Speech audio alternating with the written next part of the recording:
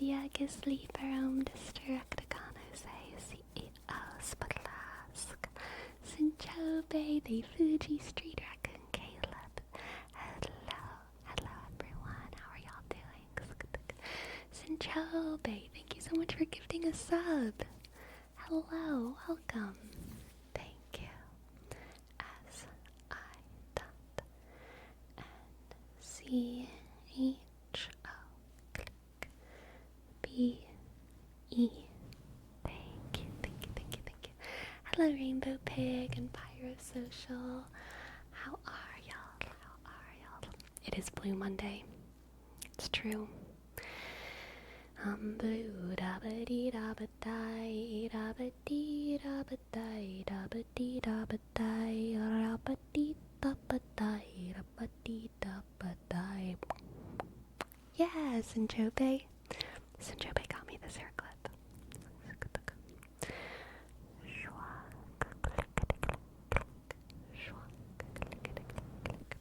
How's your week going so far?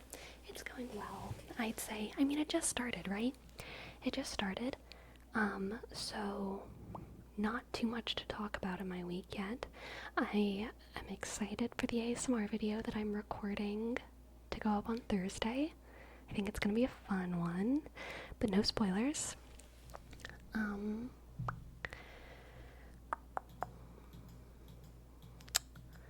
And, I went on a good walk today. I'm feeling good. I've been sleeping well, been drinking water. Sick. What about y'all? How are y'all doing? Any hints, riddles? No. No hints, no riddles, no spoilers.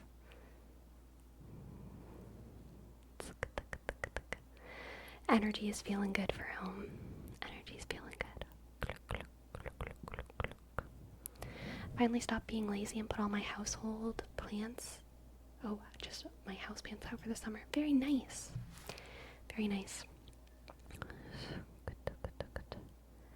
I kind of want to get a bird feeder soon. I can't remember if I've already talked about that, but I have an area outside one of my windows. I think I got it. Maybe not. I have an area outside of one of my windows that I think would be good for a bird feeder, and I feel like that could give my lovely cat some good entertainment.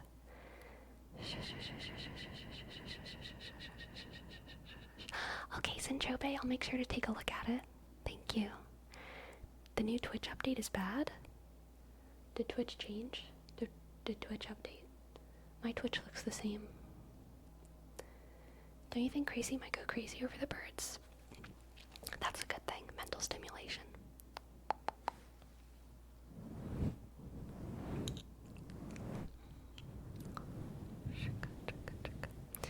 You think you'll ever get a pet bird that Crazy will hopefully not eat? No, I don't think I'll ever get a pet bird.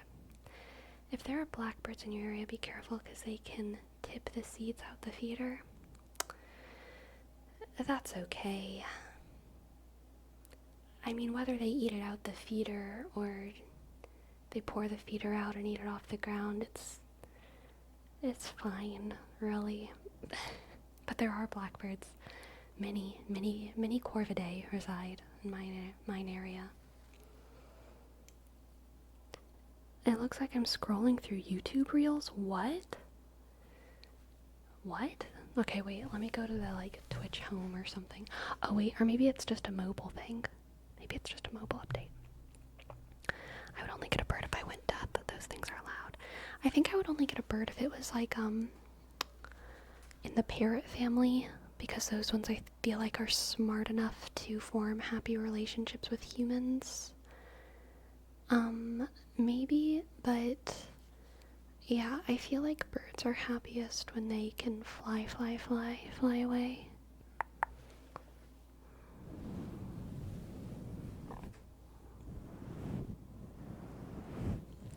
Have you seen the ones that have the camera and every time a bird shows up, it sends you a notification with a picture of the bird and the species? No, but that sounds so cool. What the heck? Yeah, they have a Twitch Reels Shorts thing. No.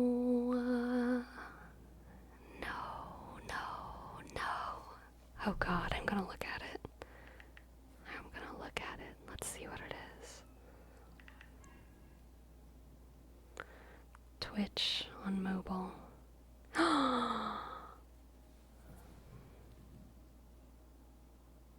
You're right. It's scrolly.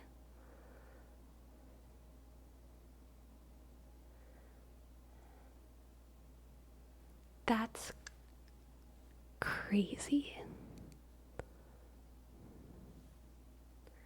Yeah, I don't hate it. Twitch mobile has always felt like a mess to me. I mean, you're gonna post reels, shorts, and Twitch too. I don't know. I just found out about this. Probably not. I don't really care about Twitch mobile. I'm gonna be real, but I don't know. I just.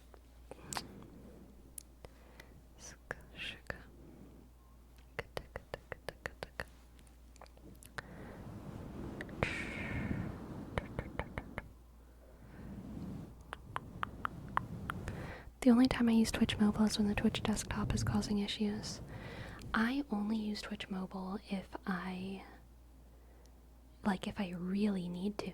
I mean, I never really need to check Twitch. It's extremely rare that I ever, in the middle of my day, am like, I need to check Twitch. If I want to watch Twitch, it's always when I'm at home, never when I'm out. It's always when I have a computer. That's for me personally. And for making my stuff, I don't use Twitch mobile at all. The only reasons I've ever used Twitch mobile are like, if there's something in a VOD, one of my VODs that I feel like I need to check for like some reason and I'm out. Which like literally I think has maybe only happened like twice, like ever. I like never use Twitch mobile.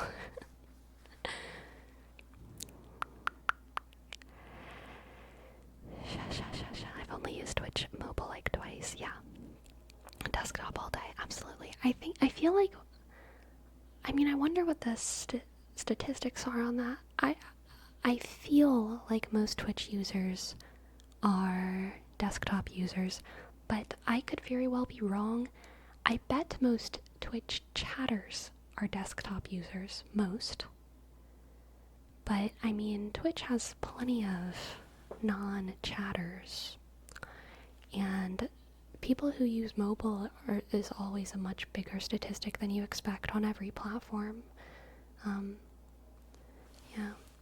I think I've looked at the breakdown of my YouTube, and it's like 85% of people are watching my ASMR videos on mobile. Only very, very few really on a computer, which is interesting. For this stream, I'm always on mobile. Nice and Jobe.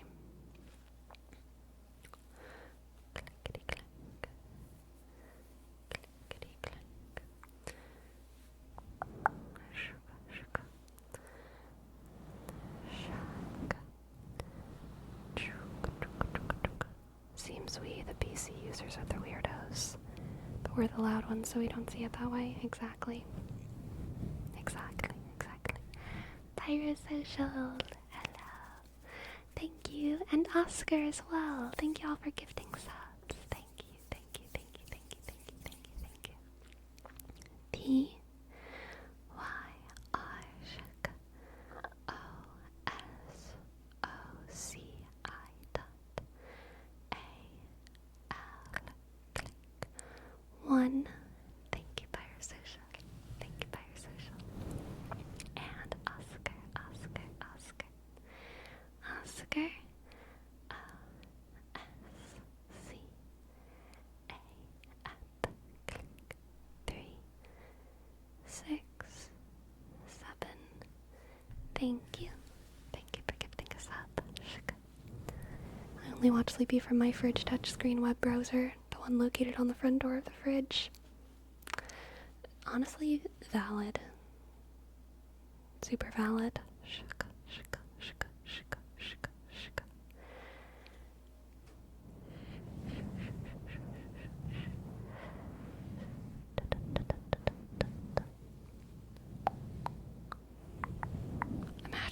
Sleepy from the Nintendo DS browser. Oh my god.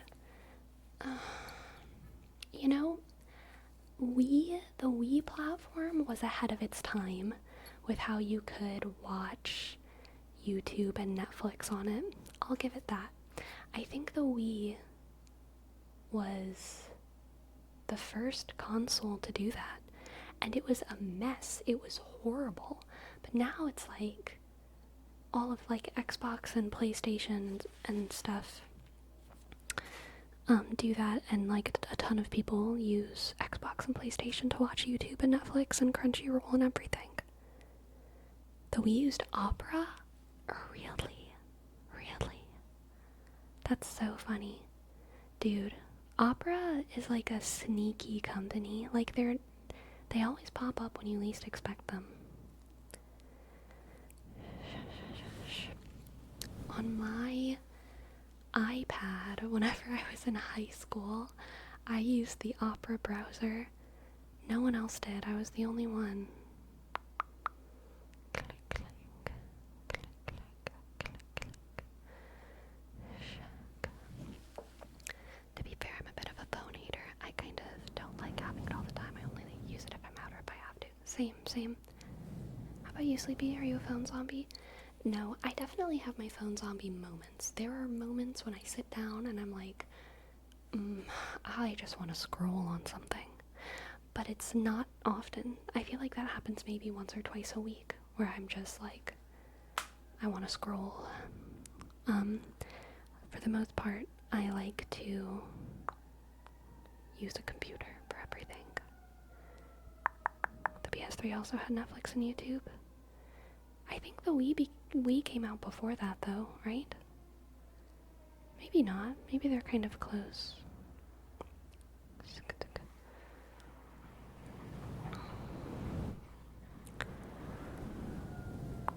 Sounds like a fire truck. Fire truck noises.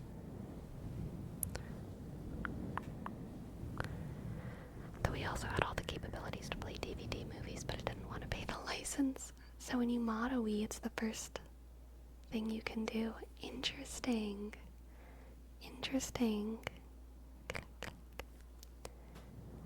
PS3 and Wii released the same day? Oh, that's hilarious. There must have been some espionage going on there. We all know it. Shh. Do y'all want to hear my embarrassing story of the day? It was pretty embarrassing. I was on a walk. I was on my long walk, and like an idiot, I was listening to a podcast on YouTube instead of Spotify. So you can't lock YouTube. You can't close your phone when you're on YouTube. You have to keep the screen on. So I was doing the dumb thing where I was walking. At first I had a sweater on and it had a pocket. So like I just kind of rested my phone in my pocket, but then I got hot. So I had to take off my sweater, and I was walking holding my phone in my hand, even though the screen was on. And it wasn't that loud, but you know, I was like outside and there was wind and there was cars and stuff, so I didn't hear that apparently I was typing in the comment section. And I was watching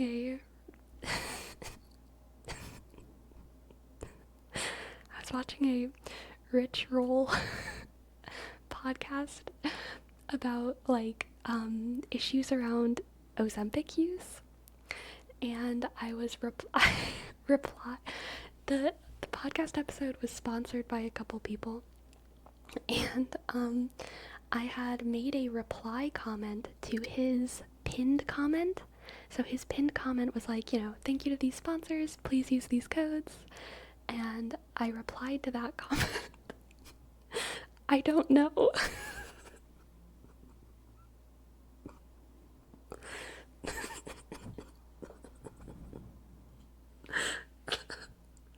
So stupid. Oh god. And I don't know how long it was there. But I mean, I looked down at my phone at some point and I was like, an hour and a half into the podcast. And I deleted it after. It's not there anymore. But I just replied to Ritual. I don't know. Oh, God. Very funny. Yes, the proof is gone. Hello, Verminal. Welcome to the stream. Welcome to the chat. Glad to have you. I hope they never know CEO. So I don't know how many subscribers you have to have or how important you have to be for YouTube to give special notifications for your comments. But whenever big ASMR creators comment on my stuff, I get like a special notification for it. I hope that I'm under that threshold and that Ritual himself did not get a special notification from me.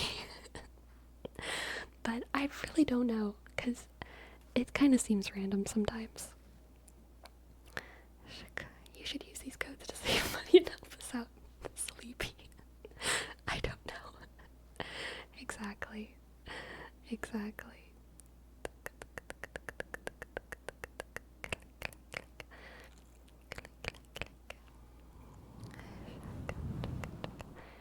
Oh, it's over 100,000. Damn. Embarrassing. Sleepy, have you ever gotten in your vids comments like that and made it... Have you ever gotten in your videos comments like... Have you ever gotten comments in your videos like that make absolutely no sense? Maybe they had something similar happening to them. Yeah, totally. I usually give people the benefit of the doubt when they say nonsense.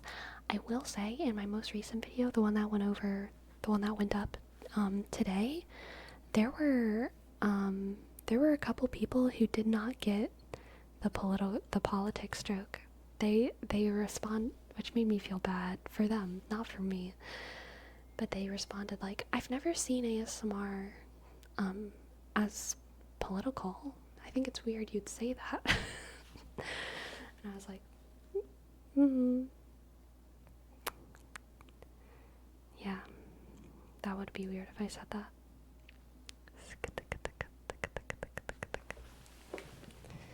Alright, Oscar. Sleep. Here's your word wrap.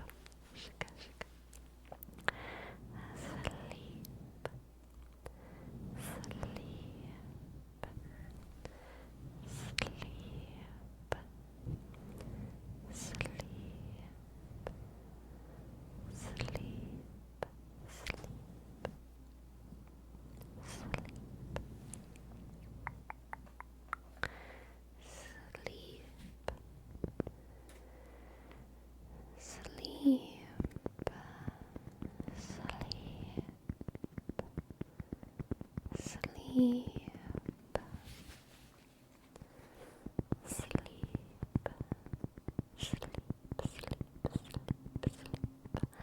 Hi, Rennie Lynn. Thank you. Welcome.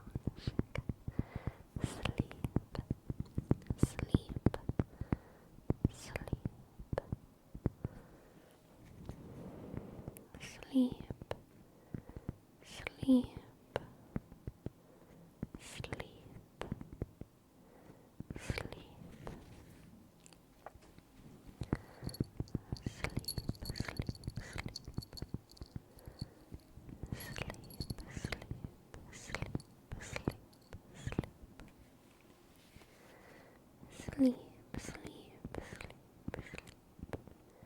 It's not even 5:30. I can't be going to bed. I took a nap like an hour ago. It's okay to sleep. It's okay to sleep. Sleepy.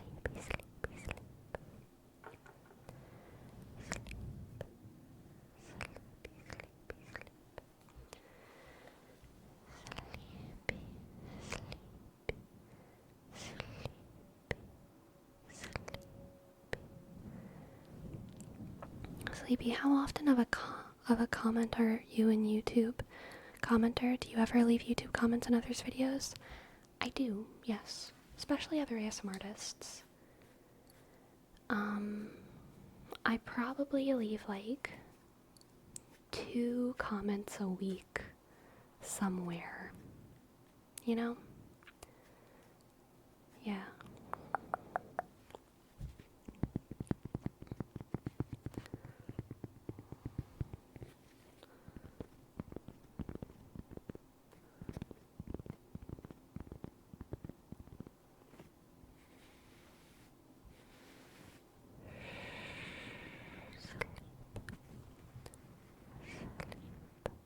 Consider that in Italy it's 2:30 a.m.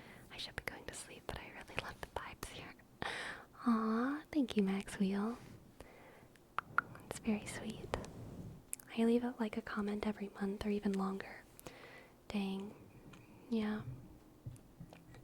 Exactly, Destructicon. You gotta comment for the engagement, do your part in helping them in the algorithm race. Very true.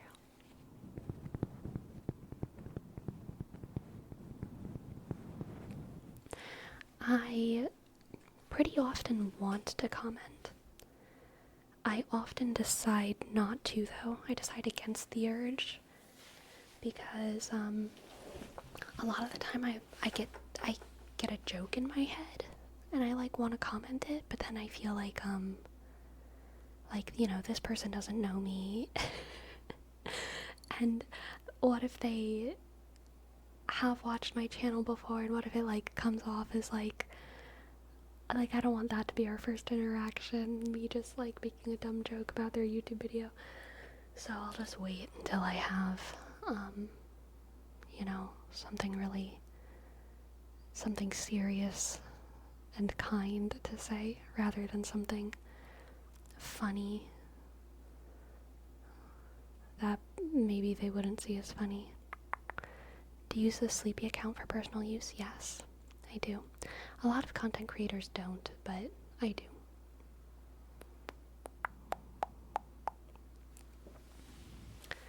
What inspired you to do the Overly Obsessed series? I honestly, I think you're talking about this. I don't know if you're talking about the Girl with No Boundaries or the Semi-Obsessed Librarian, but for both of them, I really didn't put too much thought into them. They were totally on a whim, especially Girl with No Boundaries. I didn't plan anything. I didn't know that was what I was going to record, like at all. I didn't even have a concept. I just like pressed record and was like, I'm going to do some kind of face touching thing. I didn't, title it until after I edited it, and like, yeah, so yeah, if I tried to list my inspirations, I mean, it would be too non-specific. It's just like the entire internet inspired it slowly over time. Yes, Cat Lady Kate, Cat Lady Kate, Cat Lady Kate. Here's your word up. Cat Lady Kate, Cat Lady Kate. Cat Lady Kate, Cat Lady Kate, Cat Lady Kate. Cat Lady Kate, Cat Lady Kate, Cat Lady Kate, Cat Lady Kate. Cat Lady Kate, Cat Lady Kate. Hi, Sleepy, stopping by to say hi during break. Aw, thank you. Thank you. Hello. Illusion. Thank you so much for your tip. Thank you. Thank you, thank you, thank you. Thank you. Thank you. Cat Lady Kate. Cat Lady Kate. Cat Lady Kate. What do you say to someone who struggles with ADHD, and how do I deal with it? The anger sits in wanting to say I love you to someone they love, but not being able to word it per se. I don't know, Thermal Gator. Sounds like a difficult situation that I am unqualified to attempt to rectify. I'm sorry. Cat Lady Kate, Cat Lady Kate, Cat Lady Kate. How long do you usually spend hearting comments? I find it so cool that you can heart almost every single comment within a few hours. Yeah, I just check the comments every couple hours, and whenever I do it frequently, it doesn't take long. Like, it really doesn't. I'm lucky that, like, I'm not exactly creating the most like thought-provoking content usually, so most comments are very, very short. I probably don't spend longer than like 15 minutes total daily looking at comments, and even then it's like it's like a minute or two at a time where I just like look at the comments and I read them, and I like most of them, or some of them I don't heart, but they don't seem bad enough for me to remove. And then maybe once or twice a week I find myself removing a comment because it's like, that's bad. Yeah, I'm not getting too many essays in chat. Exactly, small cock. Cat Lady Kate. Cat Lady Kate. Cat Lady Kate. Cat Lady Kate. What's your personal favorite ASMR triggers for content you use to sleep? Face touching and massage videos or chiropractic videos. Either way. I love personal attention, face touching videos. That's why I make so much of it. And I also love watching professional masseuses or chiropractors do their job on someone else. Knocks me out. Yeah, unless it's a members only rambles video. That's true. My members only videos on YouTube are much more rambly and usually personal, and a lot of times I ask the people who view it, the members, to leave I ask them like a specific question that usually has like a long answer. So a lot of times the members only videos have longer comments.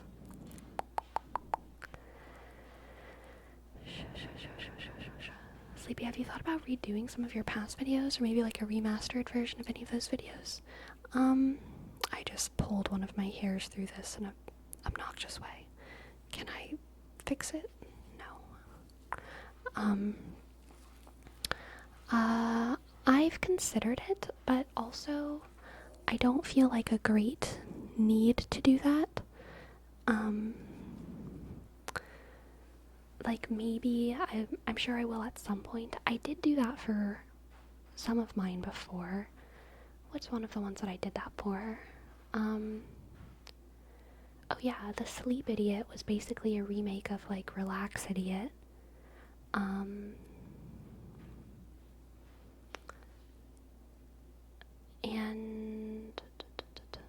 yeah, I don't feel a great need to redo my old videos, but I'm not against it.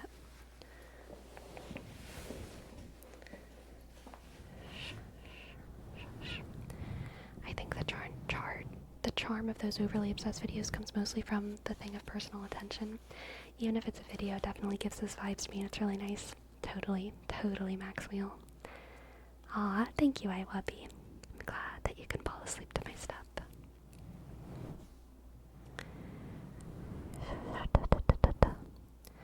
And small croc, here's your word wrap for sleepy.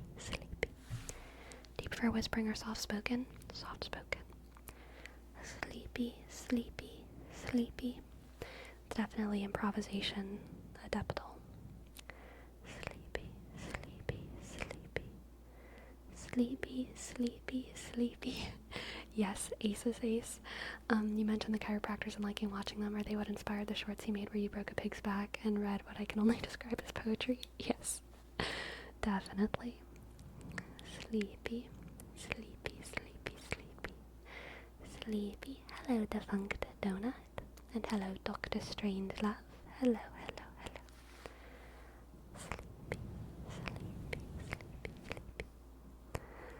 Sleepy. You have Instagram, right? No, I do not. Farewell, Illusion. Thank you for stopping by.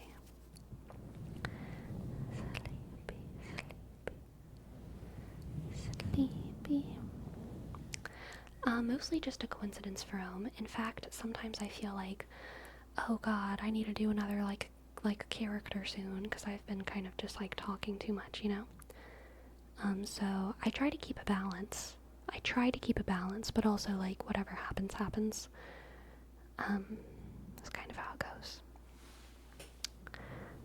Sleepy.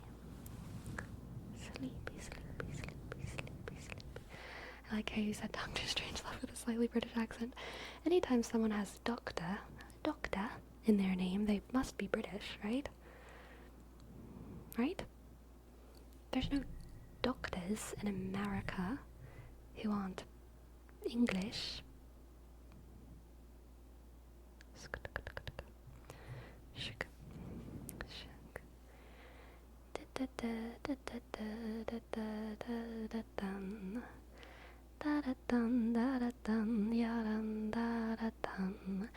You know,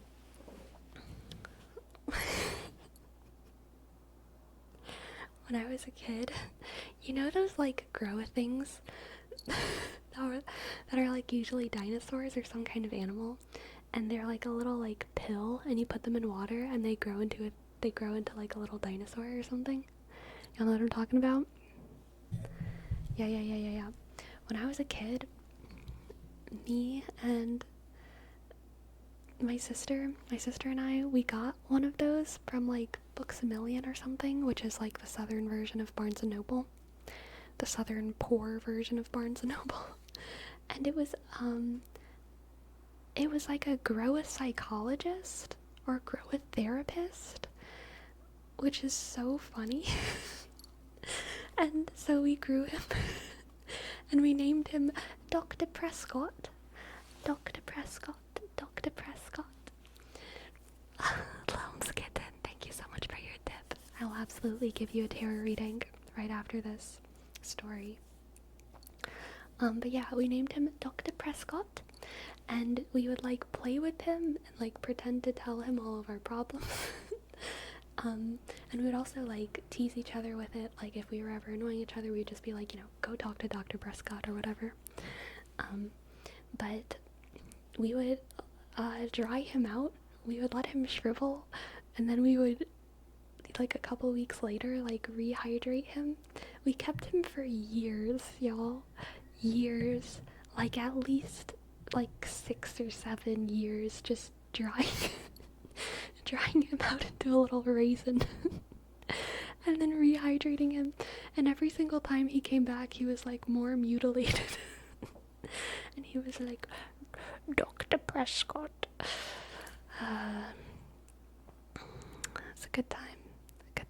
How big did it grow? Probably like, maybe like this big. Not too big.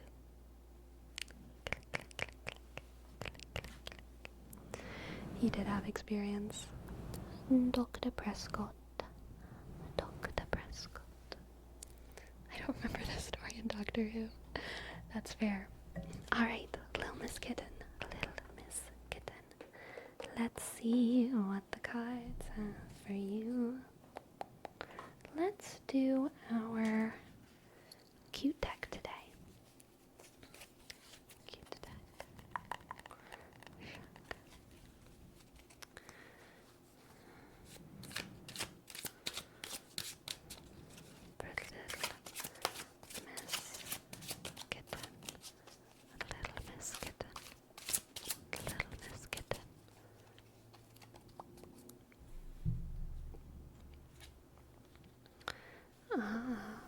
Interesting start. We have the Lovers, the Knight of Cups, and Strength.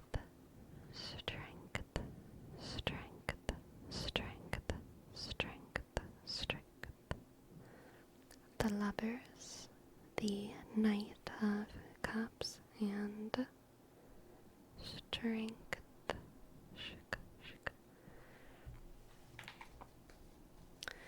Oh gosh, I'm so sorry, Little Miss Kitten, dealing with a breakup after a 5-year relationship with a legitimate narcissist who is hoovering.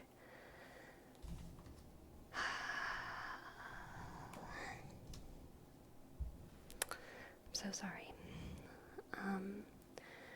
The Lovers, the Knight of Cups, and Strength. You know, that actually tracks.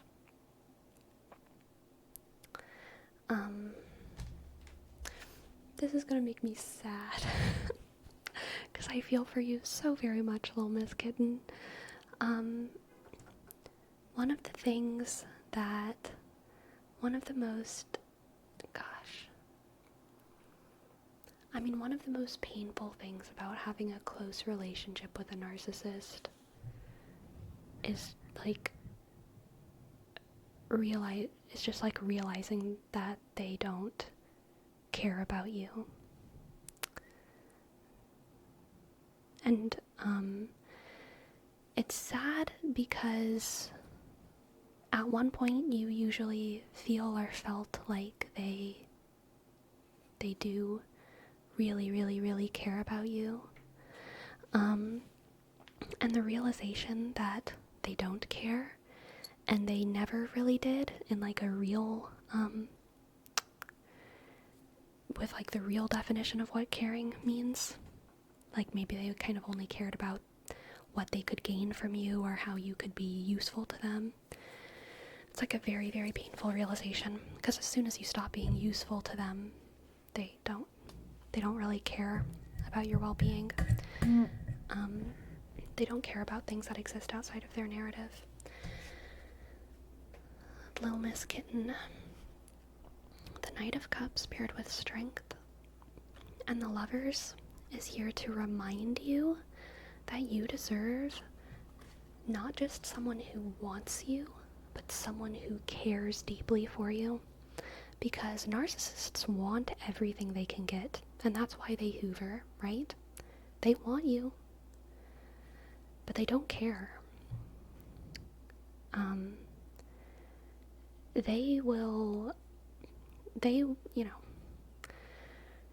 Most narcissists will happily be in non-committal relationships with 10 people at once because they want everything that they can possibly have, while investing as little as possible into all those different people.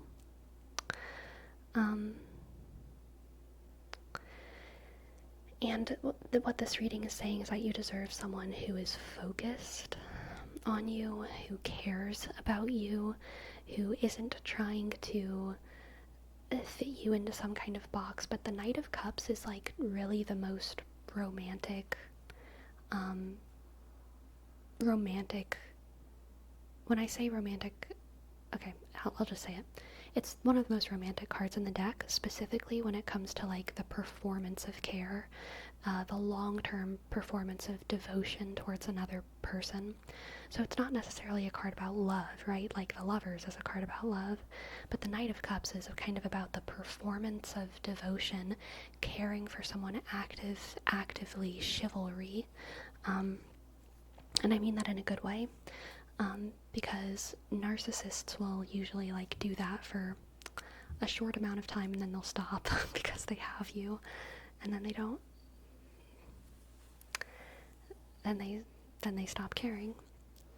But the Knight of Cups is kind of that like golden retriever energy, of someone who is always gonna be there for you and going to be interested in you and interested in making you smile and interested in caring for you in ways that are self-sacrificial to them, interested in caring about you even whenever you don't fit into their boxes. And yeah, that's what you deserve, and it takes a lot of strength to resist that feeling of just being wanted, right? Because again, the narcissist will want, and especially if you have a sort of attachment to them, which I'm sure you do after being in a relationship for 5 years, whenever you feel that desire from them, it's really difficult to not just fall back into things with them, to let them want you and to satisfy that for them because you like them, right? But you need to have the strength and the resilience to recognize that you deserve so much more than just being wanted. You deserve so much more than just satisfying someone else's pride. You deserve to be loved. You deserve for someone to be devoted to you. And it might take a long time for that person to come along. It might take years. And that's okay. Because you are strong. You are strong. Alright? You are very strong. I want to get some oracle cards for you too. Or just one oracle card. Let's see.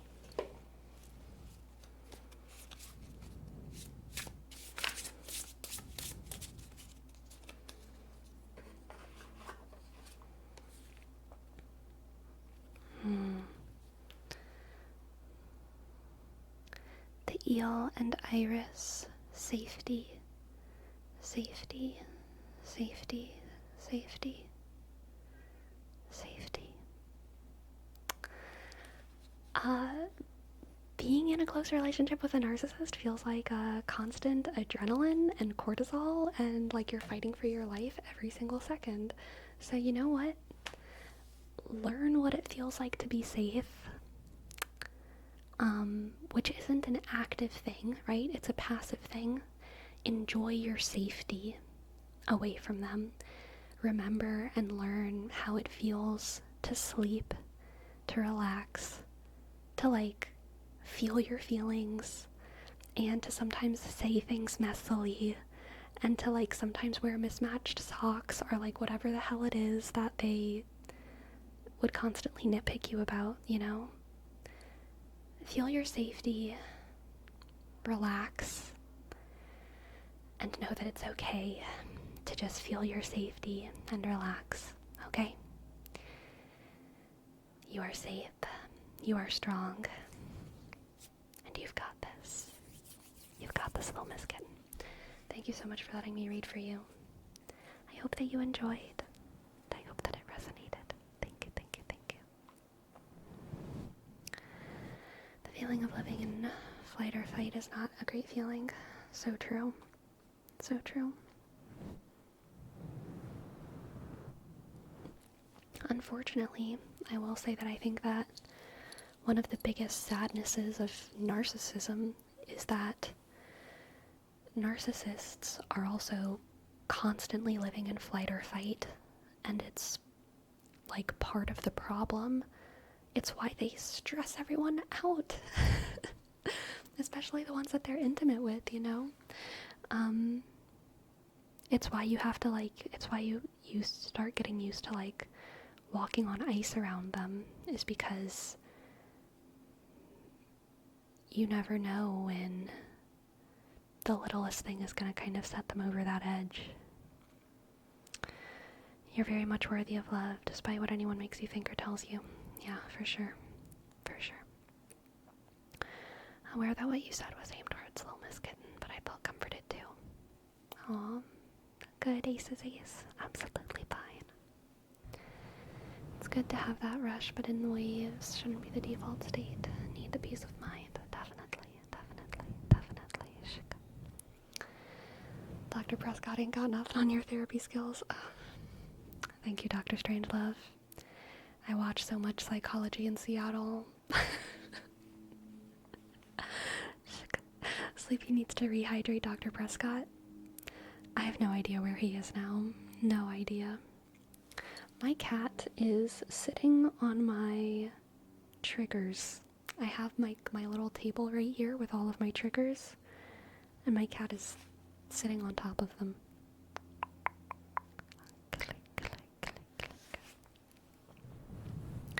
I mean, Dr. Prescott was also tea and rehydrated, so can we really judge his therapy skills?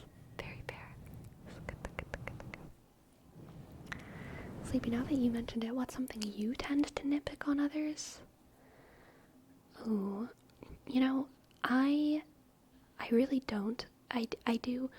So I have pet peeves, which I've talked about. A lot of times, though, I won't mention my pet peeves, but I will say one pet peeve that I do mention to others is I really can't stand it whenever people chew with their mouth open. it's a that's a big one for me. I mean, if I have the freedom to just leave, but like then I'll do that. But if I'm like stuck at a table with someone and they're chewing with their mouth open, I can't deal with that. NGO, thank you for your sub. Thank you. And Verminal, thank you so much for 5 gifted subs. Thank you. Thank you so much. Alright, NGO. E, click, N, G, E, O. 1, 2. Thank you so much. Thank you, NGO.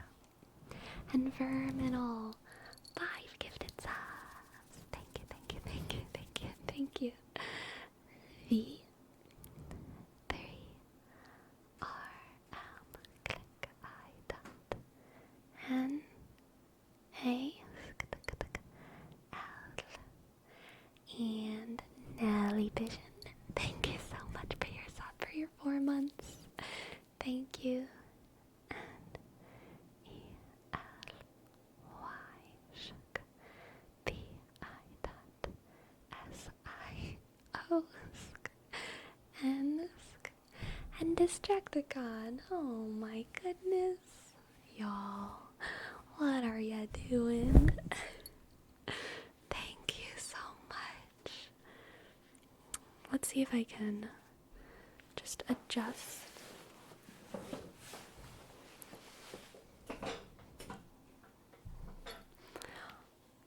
Fuzz.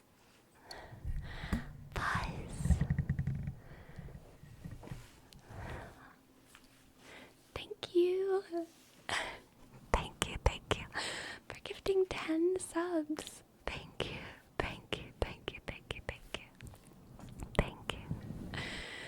Okay, Destructicon, thank you.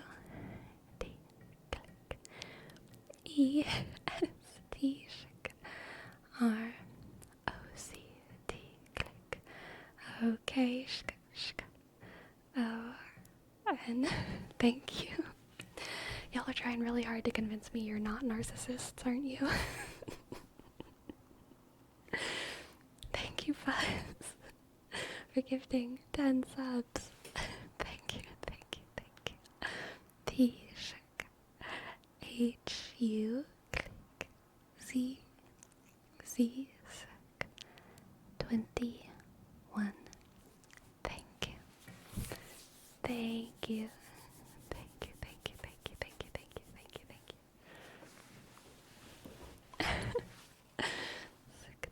Yes, crazy generous. Absolutely crazy generous, Defunct Donut. Thank you so much. Sleepy, what if you gave a trigger tour of your table of tingly thingies?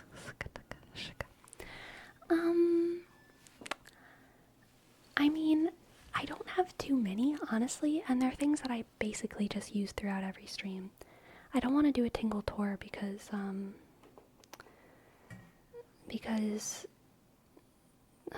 everything is special and it needs to have its own moment. Special event items. Is that a bunny plushie behind you? Which one? There's this. This is a bunny. This is also a bunny. And where's my mushroom bunny? Oh yeah, there's a mushroom bunny right here.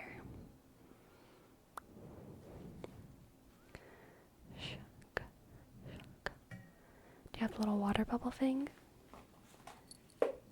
I sure do.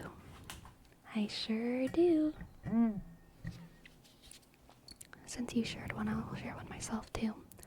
Something I nitpick is when having a meal and the other is using a spoon for food that's meant to be eaten with a fork and knife. Interesting.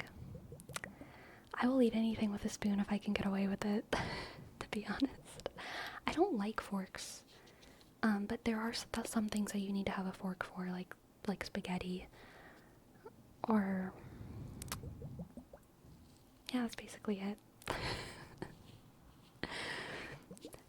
eat a lot of squishy foods, though. Most of the foods that I eat are either finger foods, or hand foods, or spoon foods. I don't eat a lot of fork foods.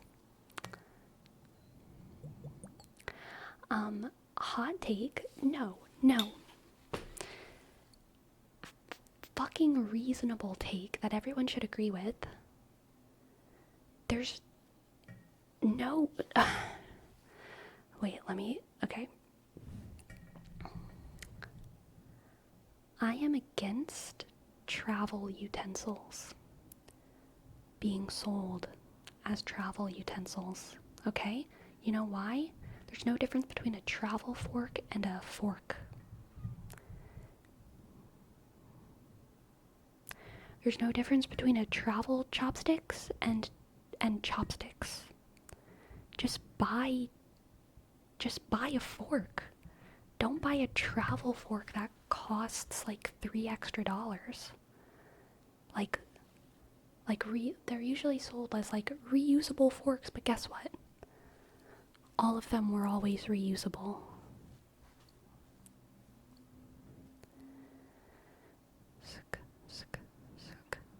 One is smaller, plastic, and 100% more shitty. Exactly. You can wash all reusable utensils. Utensils have never not been portable. It's not like the ones at home are plugged into the wall. We've always been able to take cutlery and put it in our purses. Why is there a market for this?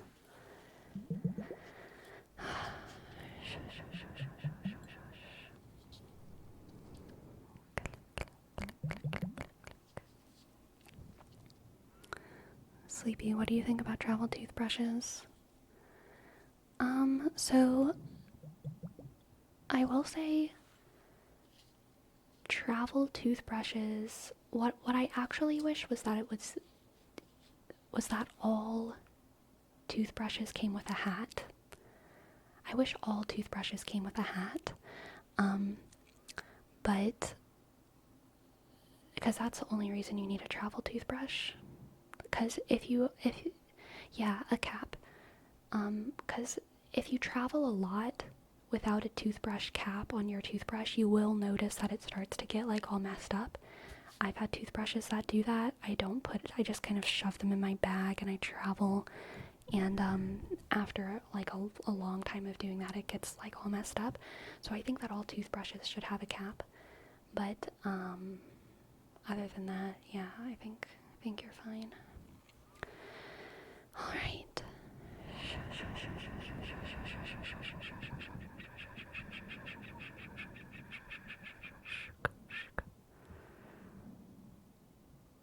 We have a word rep for SLG Terra of schmoozies. Verminal, I saw that you had a word rep, but I feel like it just disappeared. Maybe we... Oh, okay, thank you, Destructicon. Thank you. Okay. I will do schmoozies, and then I'll do Matt, okay? Schmoozies. Schmoozies. Schmoozies. Schmoozies.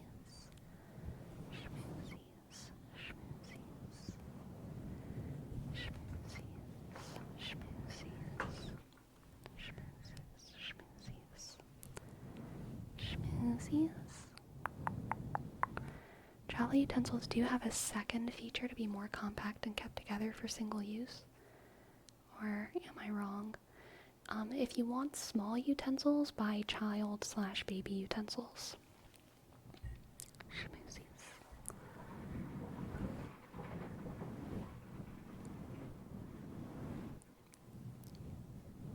Schmoozies. Schmoozies. Schmoozies.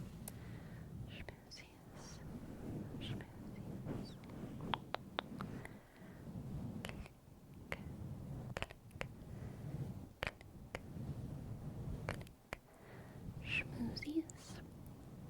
Schmoozies. I like the window seat. Ace is ace. Schmoozies. Schmoozies. Schmoozies.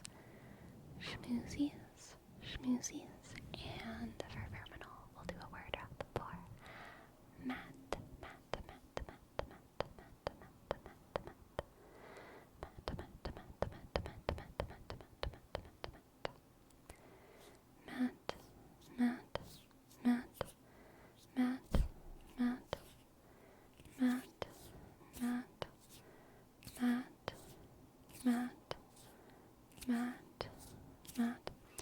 Going back to my nitpick topic, what's something you eat that you know you should use a fork but prefer using a spoon?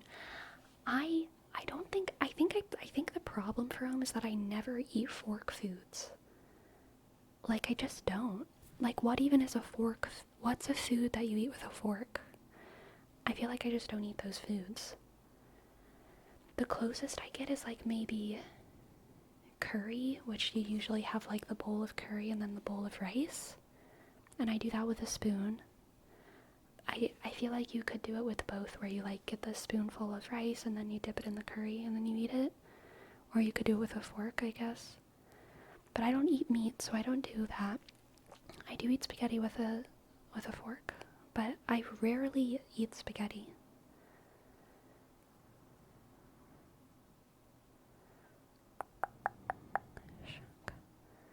Salad? Salad is fair, Jose.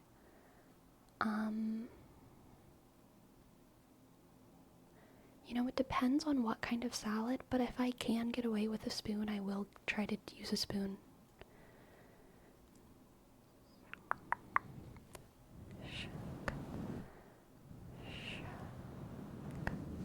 Yes, Verminal, I am actually vegan. Yes, I eat pasta with a fork, as I've said multiple times. I feel like pasta is the only reason I even own forks, and I think I only eat pasta. I think I've only eaten pasta once in the past 2 years, okay? So it's like, I just don't eat fork foods often. What about salad? It really depends.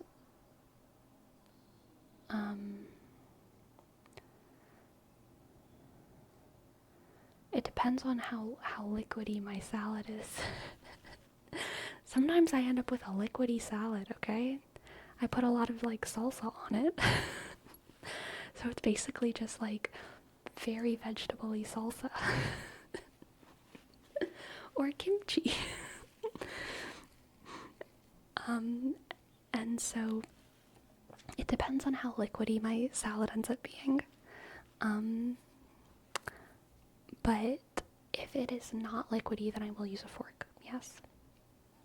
Yes. Yes, yes, yes. Click, click, click.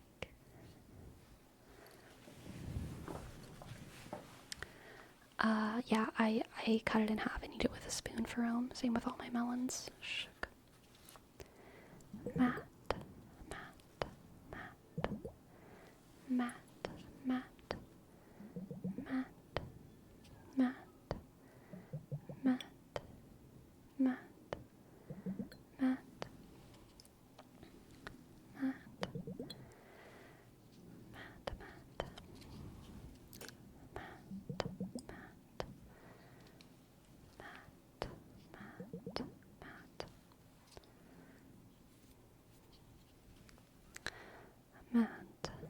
Matt,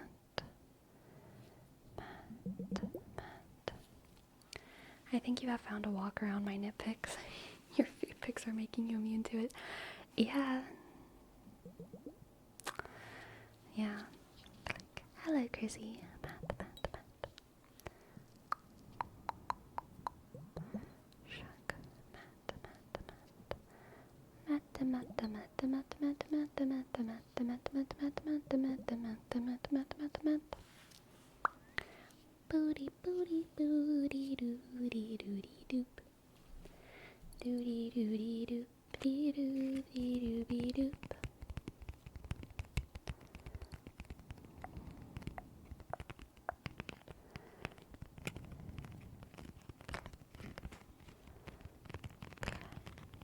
Click, How's the cheesecake recipe going? I haven't redone it yet, so we'll see. We'll see.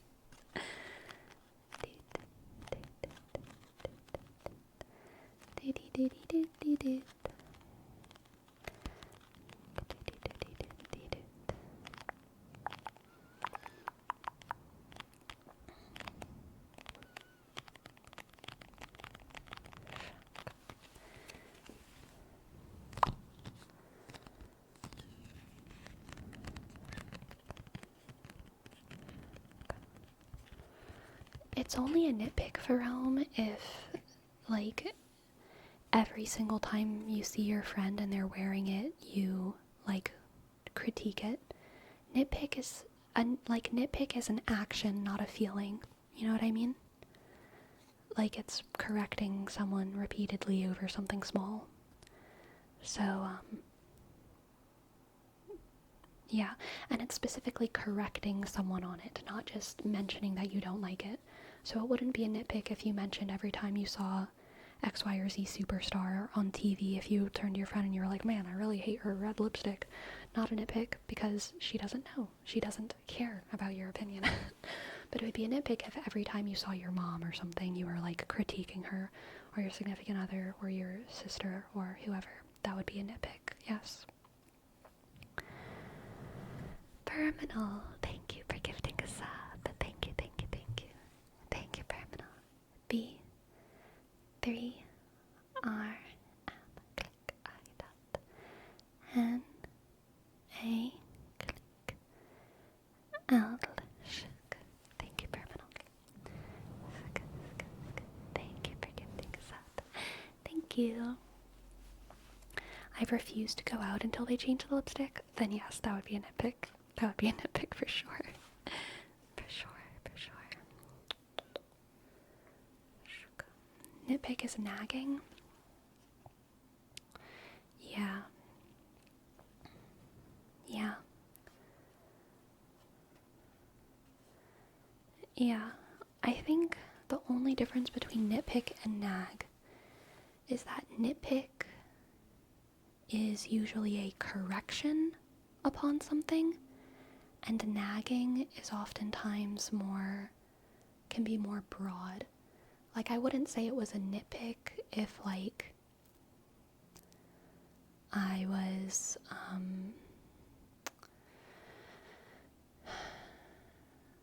telling someone in a kind of ambiguous way, like, constantly talking about how they don't turn in their assignments on time.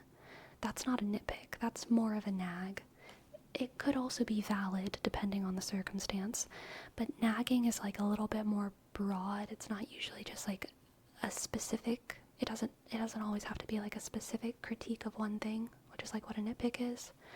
Nagging is more like, I don't like the way you're doing things, blah, blah, blah.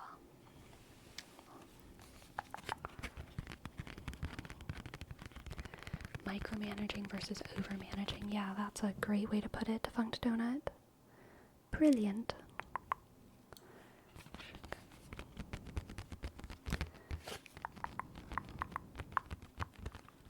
As a man, I've worn lipstick once, and I just don't understand how you people do it. How do you even drink water? I don't understand lipstick either. I don't understand lipstick. I've never been a lipstick wearer. I have worn lipstick for theater and Halloween, and I've always kind of hated it. But for theater, you know, we must do what we must do. And what's interesting is that, like, theater makeup really, really is important. Because the way that the lights hit your face drown you out so much. Even if for theater you put colors on your face that are exactly what they are in real life. My theater lipstick was always just a natural color. But the fact that I had a natural color over this color over my lips for theater, made it so that I didn't look, like, sick on stage. Because the lights just take all of the color out of your face, even if you have, like, a naturally colorful face. I feel like because I'm so pale, I have, like, a like a colorful face because my nose gets really red, my lips get really red, I blush and I get really red. Like, colors come through on my face, but it's not enough. On stage, you need to have like paint on your face in order for the lights to not just like drown you out. Which is interesting. But I mean, yeah, lipstick was like the first thing to come off whenever I was done, for sure. I kind of hate lipstick. I can handle lip gloss sometimes, but even that I'm pretty picky about. I don't really like it. Don't really like it. Were you the girl who had the video on touching your face ASMR? Yes, I'm actually the only ASMR artist who has ever touched the camera before and called it face touching.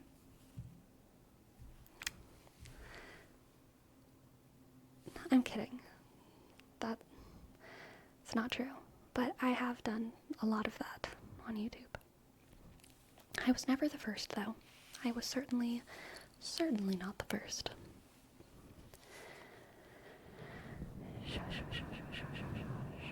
On stage, have there ever been any fails during a show? If so, how often does it happen? Every single night something goes wrong, Gisley. Sometimes it's less obvious than other nights. Every single night something goes wrong. I promise. Even on Broadway, something goes wrong every single night. That is part of what makes theater magical, because you will never perform the same show twice. You will never see the same show twice. It is alive, and that's why they call it live theater. It is different every single time, much to the chagrin of the creators and performers behind it. Every single night, something goes wrong. Sometimes it's minor, like someone, enters the stage a couple seconds late or says the line a little bit weird. And sometimes it's major, like a statue that's supposed to be the actual centerpiece of the town. That's an important monument will just fall on one of the actors at the beginning of the show, and they have to awkwardly put it back. Sometimes it's major, sometimes it's minor, but it happens every night.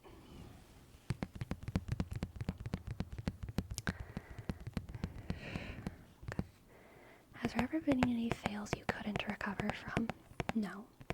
I will say that there's a sharp divide in my mind between the fails that are managed well, though, which usually involves improvising a little bit and making it so that the audience, doesn't know that something's wrong. Covering in some way. And then there's the fails that the audience definitely knows something went wrong. And they may even require a repetition of a line, or a stagehand coming on stage and doing something, or some kind of break in the action. Yeah, definitely the latter is a more extreme mess up, but everything is recoverable. The show always goes on in the end.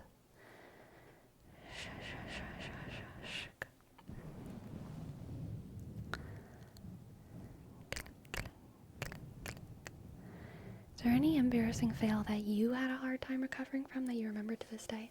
Oh, I've never messed up for only other people. Sorry if I misled you with my previous statement. It's never been me.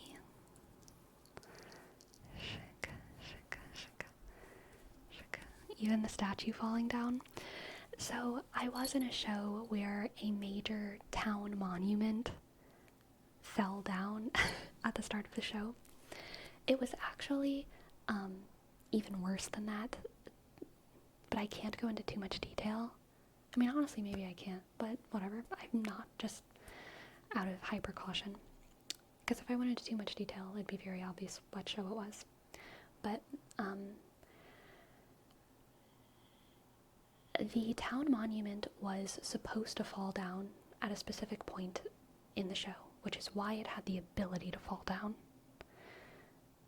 And it was a major plot moment when the monument falls down. But instead of falling down in the middle towards the end of the show, it fell down during the opening number. While we were singing about like how great the town was. And that was one of the ones where we just had to during the scene change, just like put it back up and pretend like it didn't happen, which is like not a good recovery. We couldn't, it was obvious that something went wrong there, you know what I mean? You know what I mean? Shik, shik.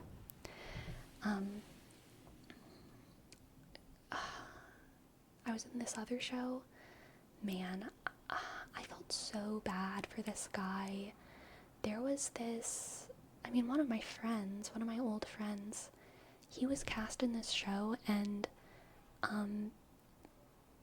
he was bullied, and it really pissed me off that people bullied him. People bullied him because he was the new kid at school, at college, and even though he was like new, he got the main role, and so of course the big guys of the theater department were like, who's this dude coming in here from another college taking our role? Everyone thinks that the girls are like the only like dramatic, catty, whatever people in theater, or they think it's just like the more effeminate men, but no, like college theater is full of like manly men, like very hetero men, and they are very petty and aggressive and dumb as well. And there was a lot of that jealousy happening with this new person who came to the school, got cast in this role. But in the show, he had to get publicly humiliated. There's like, because he was a rebel, and he gets pushed down to his knees, and his shirt gets torn off, and he gets whipped on stage. It sounds very weird, but I promise it's normal. His shirt gets torn off, and he gets whipped on stage. But during the show, he's supposed to get whipped by this like police officer lady, and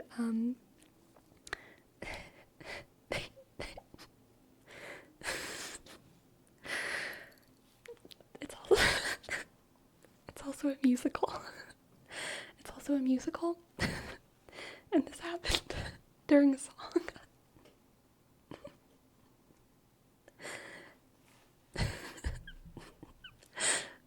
And I'm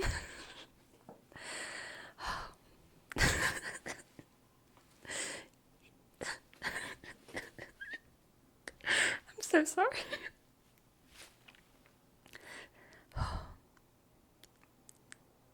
He gets whipped like to the beat.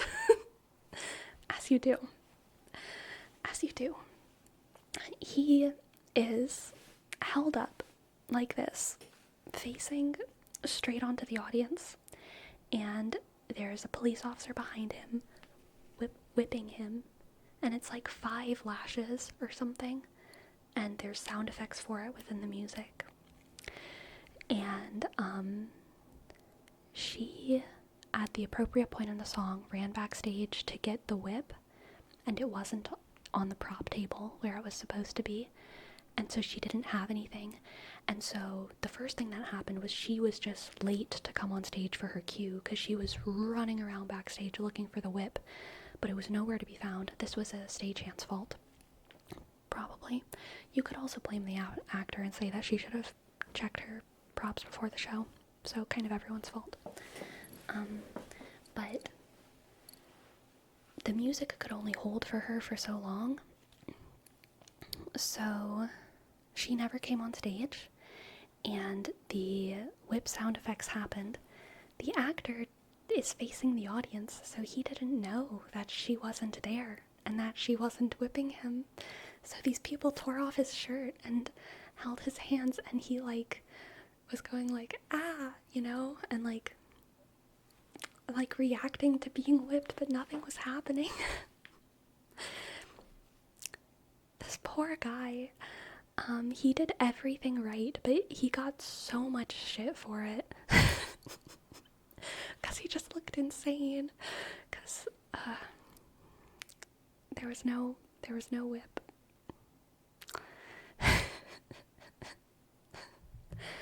But that's okay. People could imagine it, I guess.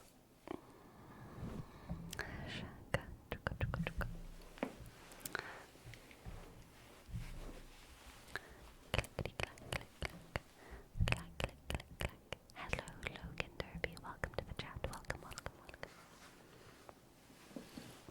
Hello, little Hamlet.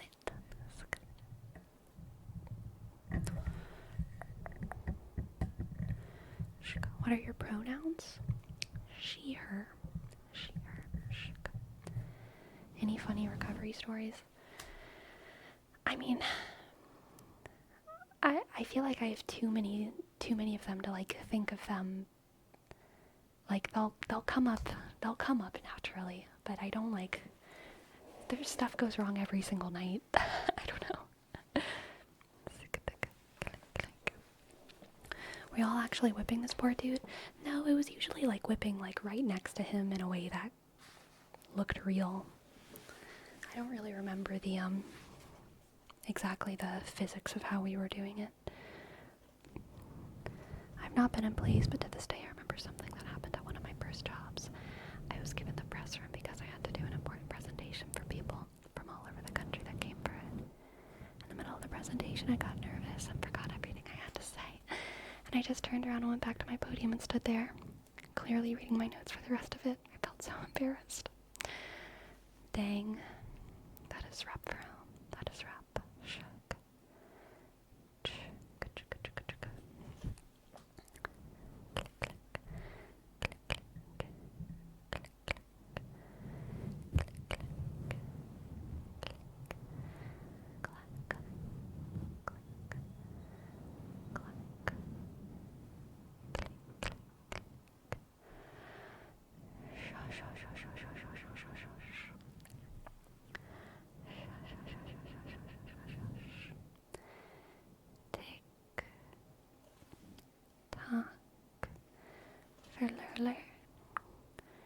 Tick tock, tick tock, tick tock, tick tock, tick tock, tick tock, tick tock,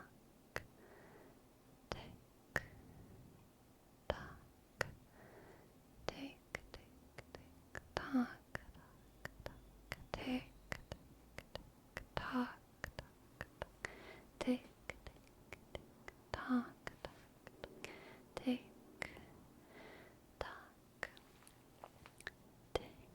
tick tock, tick tock, tick tock, tick tock, tick tock, tick tock.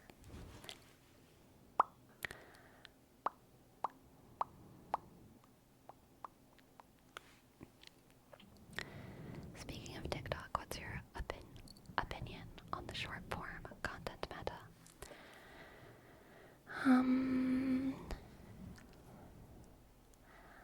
I'm fine with it. I do think that long form content is always going to be what humans want in the end. Always. It always has been. It seems to be kind of ingrained in our DNA. It's why whenever we find a TikTok creator that we like, or a concept that we like go to the page to find more of it. You know what I mean? Or it's why like the Risa Tisa story, how many hours of content was that? Like 6 hours of content or something. Was like one of the best TikTok things to come out of the whole TikTok. Like, we naturally gravitate towards long-form content whenever long-form content is good enough to keep our attention. I think short-form content, we like it because it gives us the feeling of browsing for long-form content. You know what I mean? Does that make sense? It's like if you went to the grocery store and got to taste everything, every single thing, if you got to taste it, the grocery stores would fill up, but we would still be going home and making an actual meal. Like, almost everyone would still be going home and making an actual meal. And that would always be the more enjoyable thing. But, I mean, yeah, tasting everything is super fun, and it gets your brain dopamine going crazy, and, like, feels great. And I think that's what the short form meta is. I'm fine with it.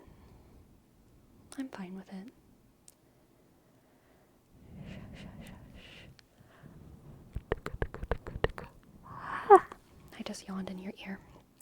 I think short content meta blooms because of mobile users.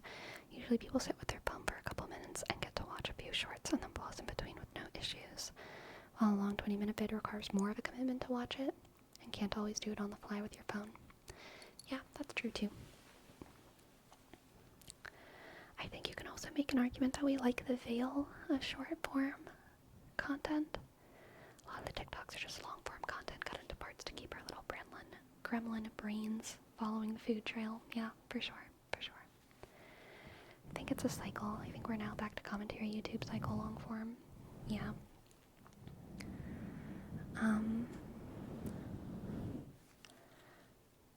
Yeah, I mean, no, I don't think it's a cycle. I think we have always liked long form content. You know, Greek plays usually came in groups of 3, like trilogies, and oftentimes more than one would be performed a day, and you didn't have the option to go to the Greek theater every day. There would be specific festivals. The Festival of Dionysus is like the most popular one that you hear about historically, but there were other theatrical festivals as well.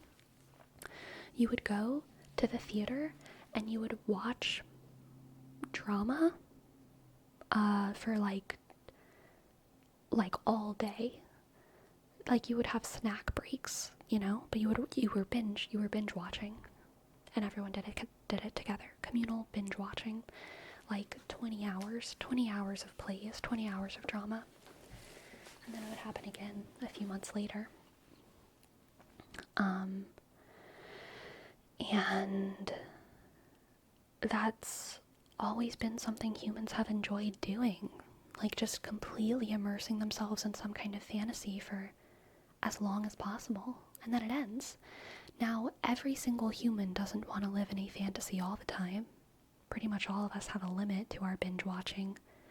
But, yeah, we've always loved ludicrously long content.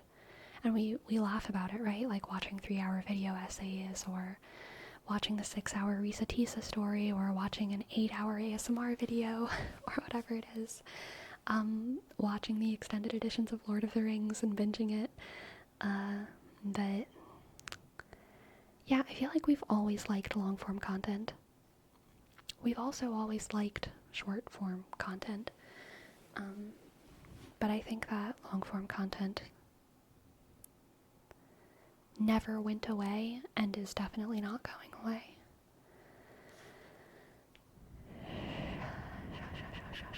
For Guru Summit, we have a word wrap before. Click, click, click, click, click, click, click, click, click, click, click, click, click, click.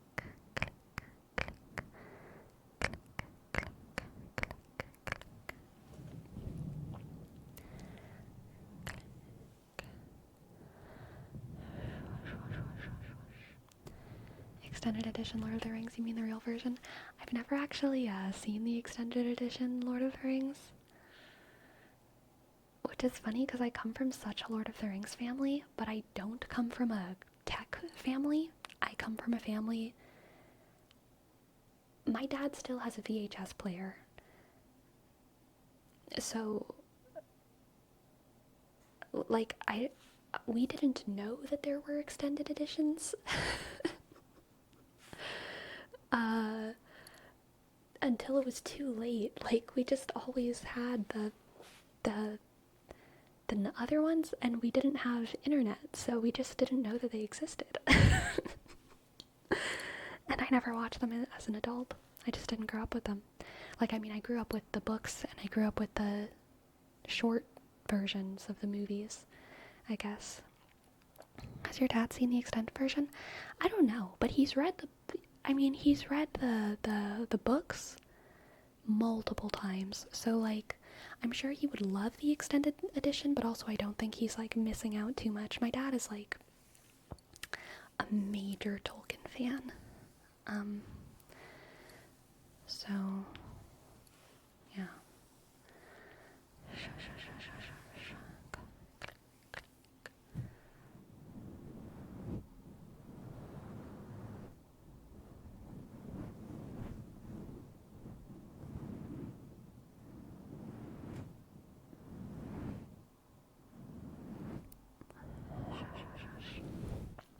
Is your dad's favorite character Tom Bombadil?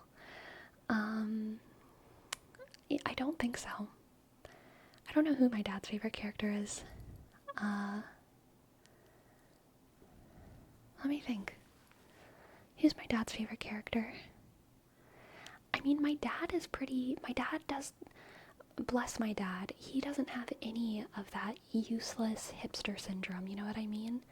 It's probably either like Gandalf or Aragorn. But he knows everything about all the characters.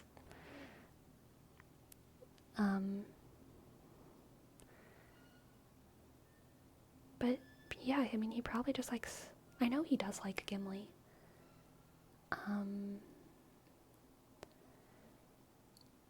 I think he, like, makes fun of Legolas a little bit.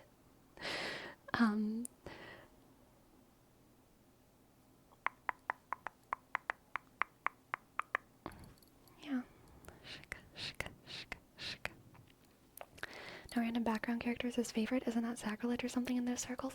He's not in the circle, okay? He is a biblical Lord of the Rings fan. He's not some kind of pop culture fedora wearing Reddit user Lord of the Rings fan, okay? He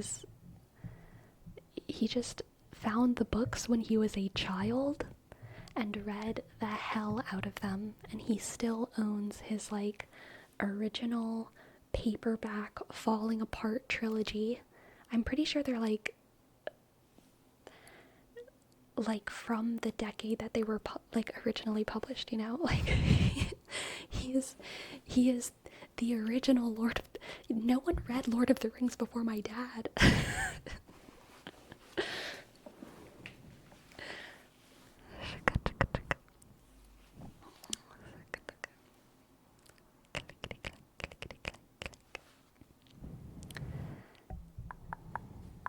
Click, click, click, click, click, click. And Gisley, am I permitted to receive a most jolly tarot reading today? You absolutely are, Gisley. I'd love to give you a tarot reading.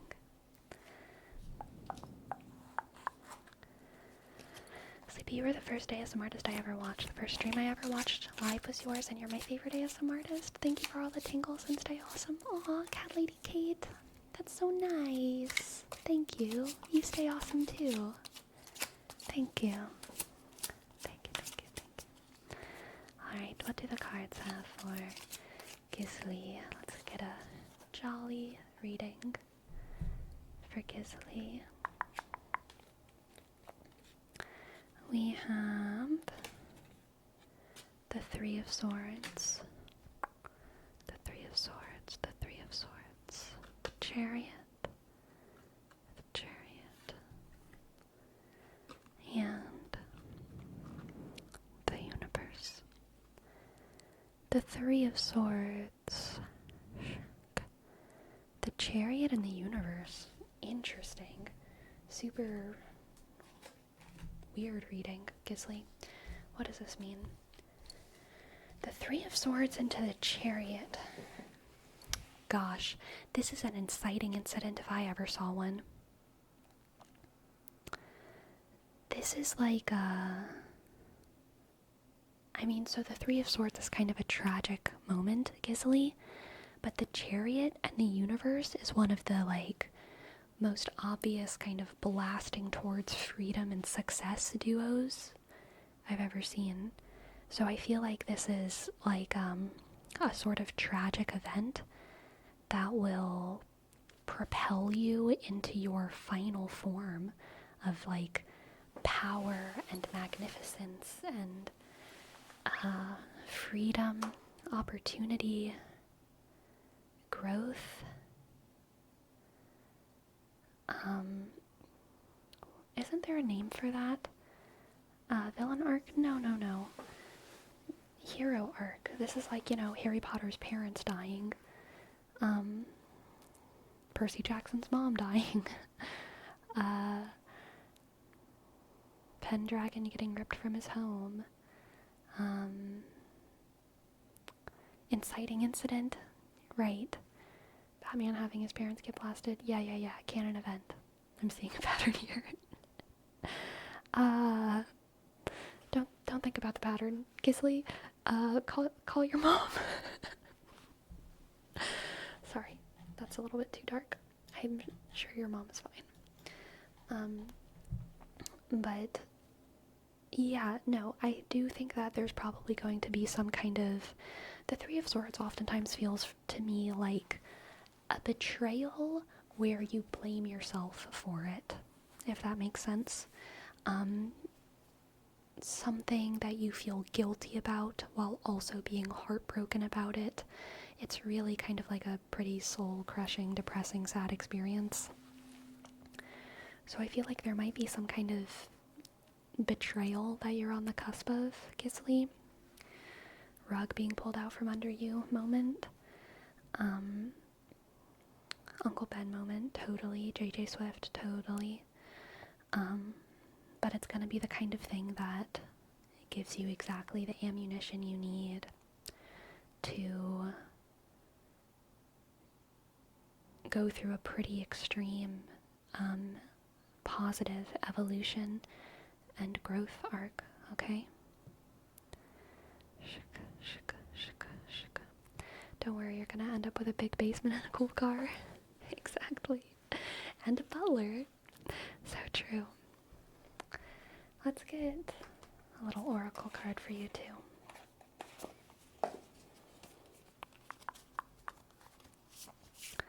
Oracle card for Gisley. Gisley.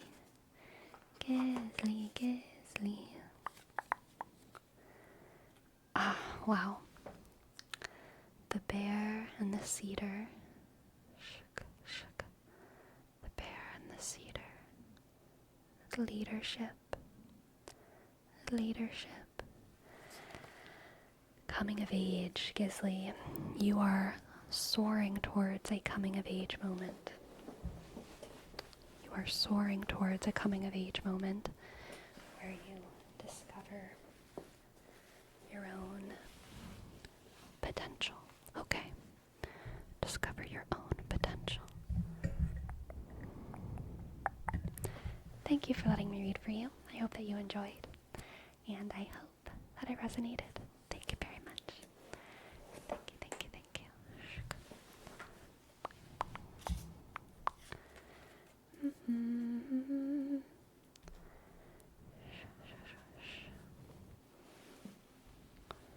Throne of Glass, Selena getting her family killed, then dropped in the river kind of vibe.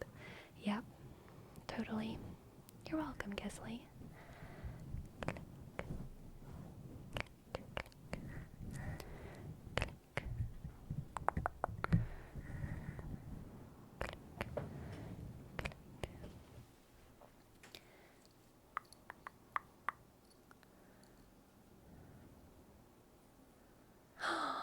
Ace is ace. Oh my god. I'm fixing it right now.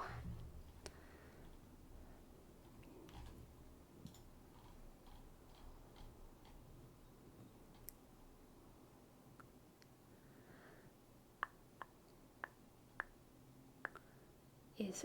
I see it.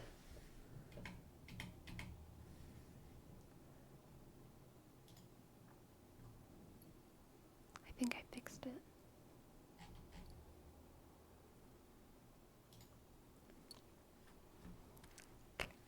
I fixed it. Thank you, Ace. Good job. Good job.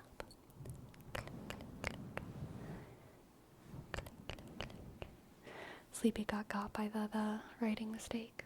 Yep.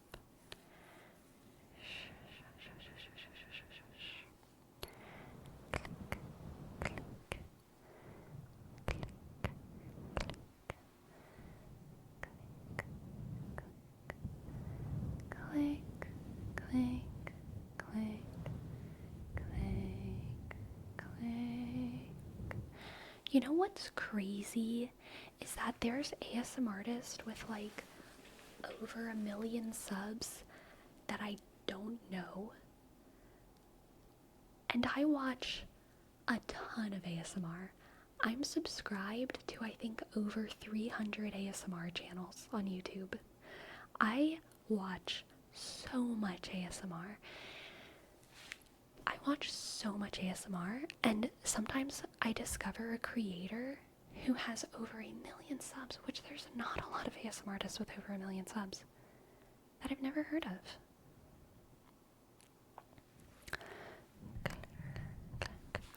The other day, that video came out that was like ASM artists answer your assumptions, and they had 3 ASM artists on, and it was GB and Josie B ASMR and a guy whose name I don't remember. The only one I knew was GB. I had never heard of Josie B ASMR or the guy. I opened Josie's channel in another tab because I really liked her vibe, but I haven't watched any of her videos yet. I'm just like looking at her channel right now and it looks great, but she has 2.4 million subscribers. Huge. How have I never heard of her? Jojo is the guy? Yeah. I didn't know who he was.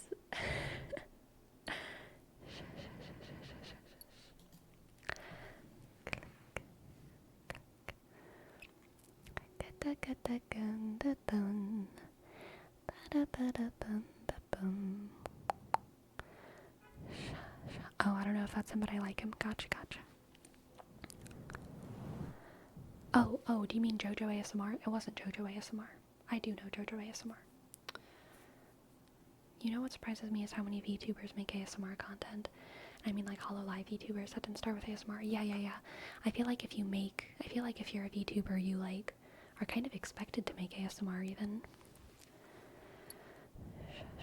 I also only knew GB. It's okay. Thank you, Aces. Thank you. I think the only ASMR artists I watch, male ASMR artists I watch, are Zeitgeist and Fred's Voice. Interesting. I like Zeitgeist ASMR a lot. I'm familiar with Fred's Voice. I've noticed on Twitch there's a bunch of streamers in Russian Asian language with lots of people, but never heard of them. You mean English-speaking channels? Yeah. Have you tried Bomandine? I like Bomandine's ASMR.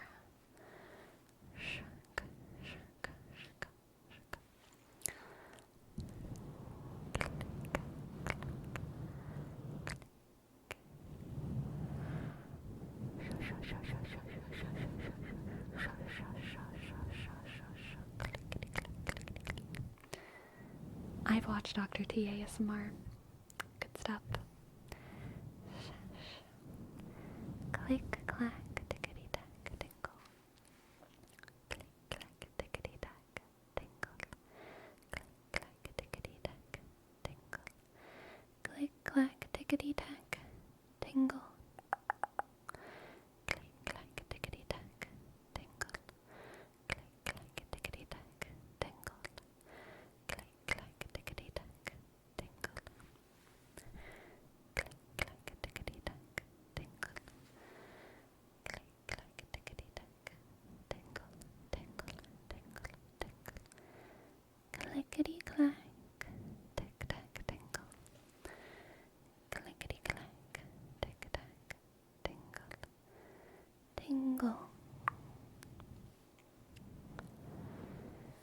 Sleepy, do you have any hidden gem ASMR channels that you like?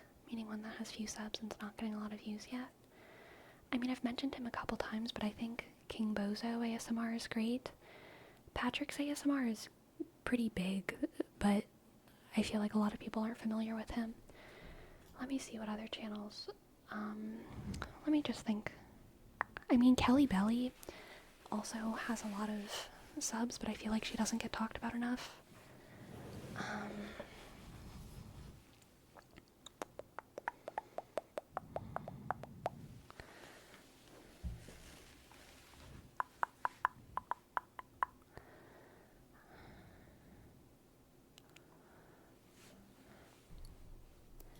Let me go to my subscriptions and see.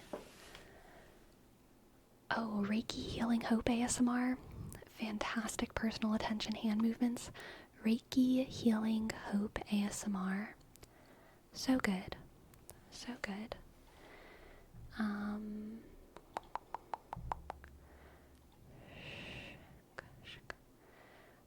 Maeve ASMR. Excellent.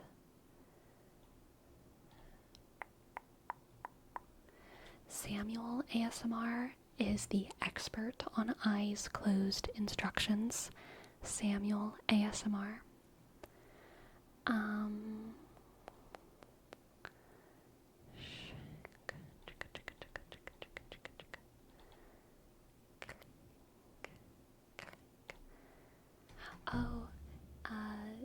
Yang Hai Ying she used to do some ASMR. I'm pretty sure she's Chinese. She's like a Chinese grandma. And she doesn't make a lot of videos that are titled ASMR anymore. She used to do a couple. Some like calligraphy videos and also just like rambling videos. I love her stuff. Even her non-ASMR videos are still like very relaxing and calming just because of who she is and her voice. I'll link it because I probably pronounced it wrong.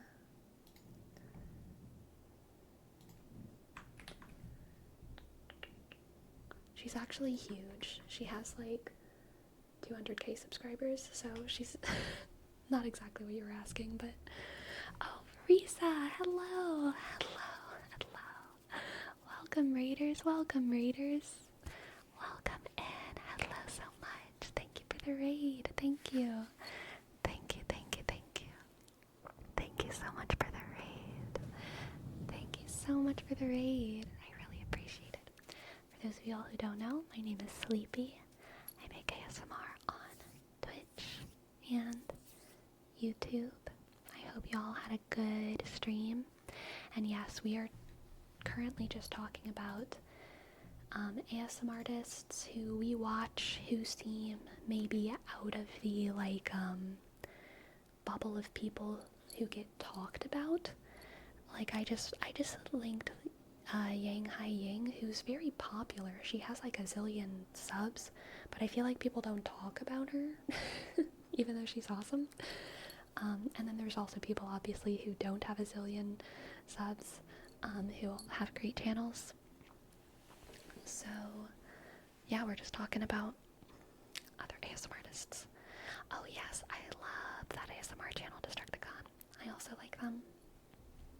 I do.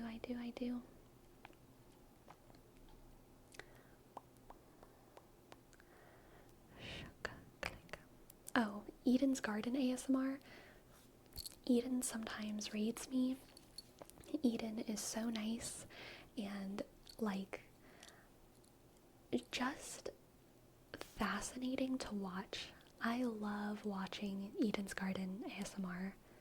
She is so beautiful and interesting and amazing at makeup and cosplay and stuff. So I love watching them.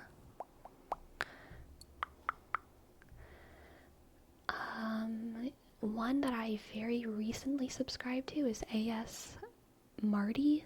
So it's like ASM and then I'm guessing their name is Marty because it's M-A-R-T, A-S-M-A-R-T-Y. AS Marty. Oh, Sleep Tight Wicket ASMR. Sleep Tight Wicket does Very kind of Amy K style, intricate roleplay, cosplay stuff. They're super, super good. And they're pretty new. Click. No, Defunct Donut, there's no R, it's just like that, like that. So the one that kind of reminds me of Amy K is Sleep Tight Wicket, right here. Like that, like that, like that.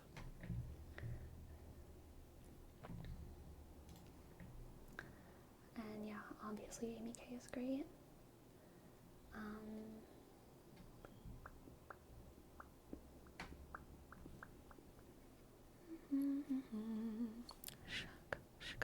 Yes, Willow ASMR is good. Willow ASMR is fantastic, fantastic, fantastic, fantastic. Shag. There's, oh gosh. Let me see if I can find them. There's a couple tarot channels that I used to follow that triggered my ASMR, but a lot of them have kind of dead channels now. But maybe they don't, and because I haven't checked in a while. Let me see if I can find it.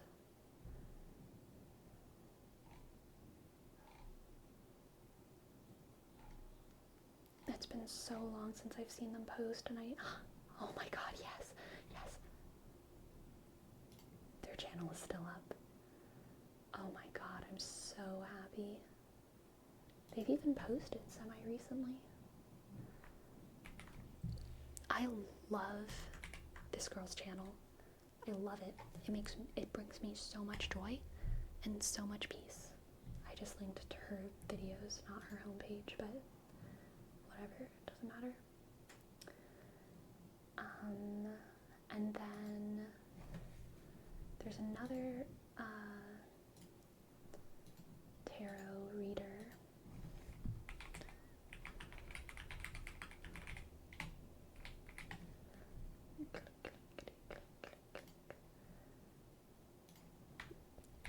And I find his stuff very, very relaxing.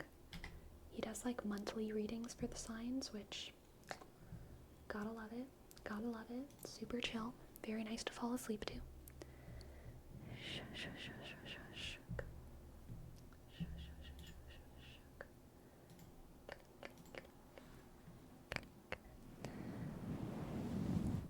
It's also funny seeing celebrities trying ASMR. I've never heard Cardi B so quiet in my life. I like watching the celebrity ASMR videos too. Sleepy, what's your opinion of non-ASMR channels that dabble into ASMR? People that are not ASMR artists but do some from time to time. I love it.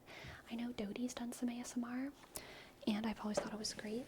There's also another girl who used to dabble in ASMR, and I can't remember her name, but I think she stopped. But it was always cool whenever she did. But I love it. Oh yes, King Hobbit is great. KFC. King Hobbit is great, great, great. Have you seen the ASMR channels that read the Bible? Yeah, pretty relaxing.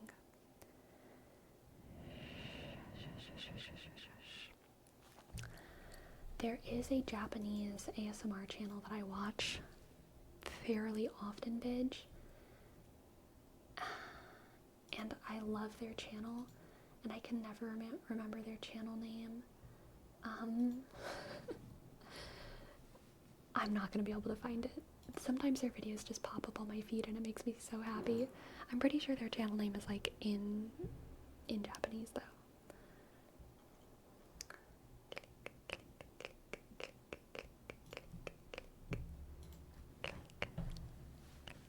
Dreamscape ASMR is phenomenal, yes.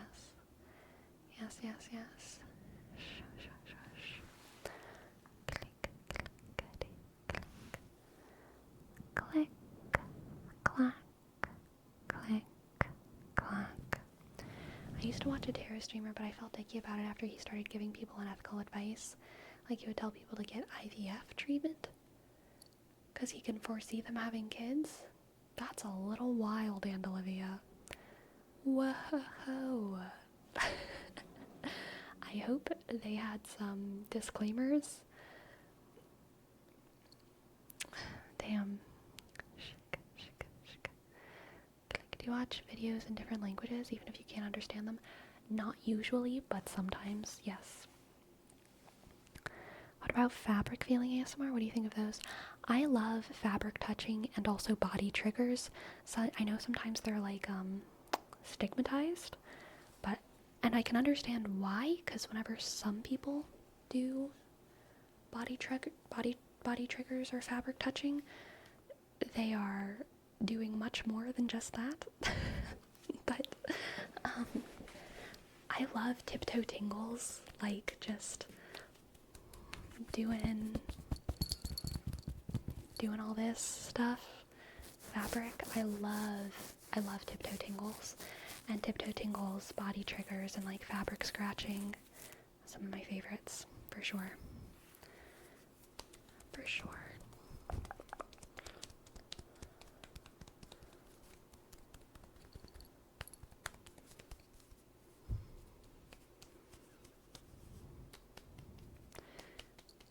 Tiptoe is so chaotic. I love her. Yeah.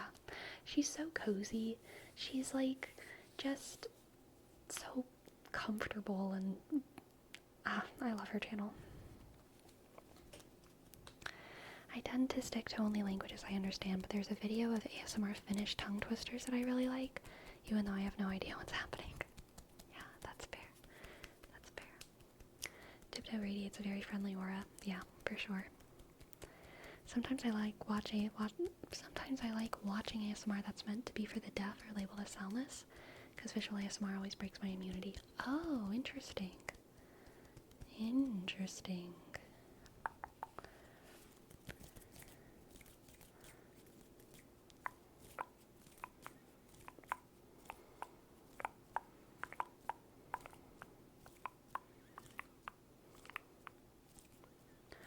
Oh my gosh, latte ASMR is such a classic old pick, Jose. I respect that so much. I know latte ASMR. They're great. I don't know them, I just know of them. Visual ASMR is so comforting for some reason. Yeah, and like, I've talked about it before. I really like watching massage videos and chiropractic videos, and it's a very different trigger to me from something like face touching, but it is still another, like, mostly visual trigger for me. I mean, I like the sounds of it too, but there's something so calming to me about, like, just watching a body get, like, squeezed and touched. It's just like a hug. And it's comforting. And for the massage and chiropractic videos, it's kind of like a vicarious, like, relaxation thing, you know. But maybe it's also kind of like, whenever we're kids, I think we all like play with our own bodies a lot, especially when we're bored and we're not very self-aware. We just play with our own bodies like all the time. And as we get older, it's unfortunately something that's like highly associated with autism or ADHD, and we call it stimming. And stimming is very real, but I think a lot of people get labeled as like stimming when actually what they're just doing is a very normal human regulating of the nervous system thing where we play with our bodies, and it's not necessarily a sign of like a mental condition. Obviously it can be, but like I think it is so normal and healthy to like play with your own body and like squeeze your arms and your legs and your feet and pull on your hair a little bit and also do those things to other people. It's such a normal urge, I truly believe.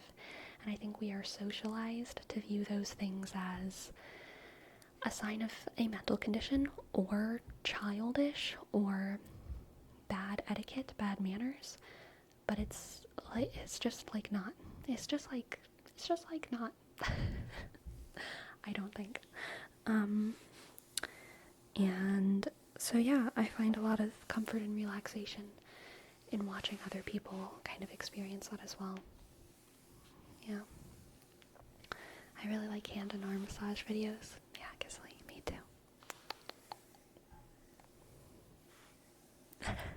Have you ever seen chaotic ASMR artist called Always Slightly Sleepy? She does some videos as a limitless crazy girl, and those are really cool. Would y'all categorize me as a chaotic ASMR artist? I'm genuinely curious, because I wouldn't think of myself that way, but I also accept it. Yeah? Okay. Alright. I'll accept it. Cozy chaotic.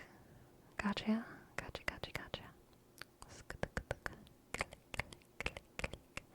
Your videos are kind of random. That's true.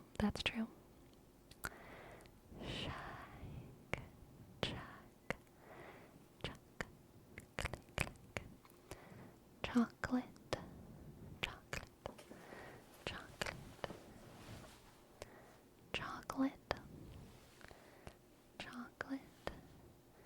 King Hobbit is max physical chaos. You're like max chaos, but in a verbal sense. Okay, I could see that. Chocolate. Not like speed chaotic, but content chaotic. Yeah. That makes sense.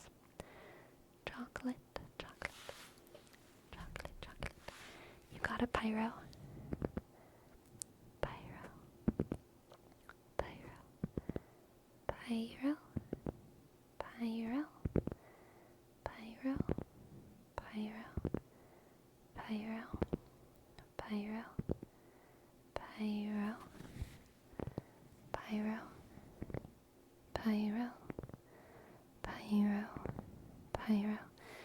Do any of y'all know the song To La Lay Lay from church? I have no idea what it means or where it comes from or why it's a church song, but it got stuck in my head yesterday, and I was like, what even is this? It was so stuck in my head, and I couldn't figure out what it was, so I sent a voice note to my sister, and I was like, what is this song? And then she was like, that's a church song that we sung when we were kids. And I was like, we are lying. And that was the whole conversation. But apparently it's a church song, but it goes like, to la, lay, lay, to la, lay, lay, to la, lay, lay, to la, lay, lay, to la, lay, lay, to la,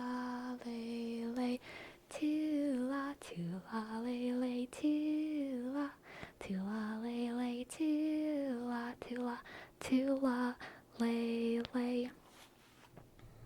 And that's the whole song. And apparently we sing it in church. To la, lay, lay, to la, lay, lay, to la, lay, lay, to la, lay, lay, to la, lay, lay, to la, lay, lay,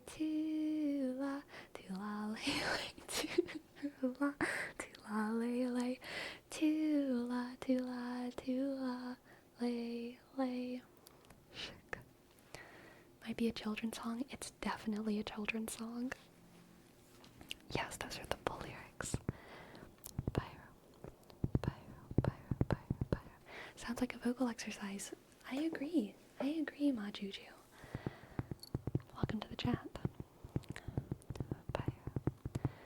Maybe if you sing it more. Okay. It goes like, to la, lay, lay, to la, lay, lay, to la, lay, lay, to la, lay, lay, to la, lay, lay, to la, lay, lay, to la, lay, lay. That's how it goes.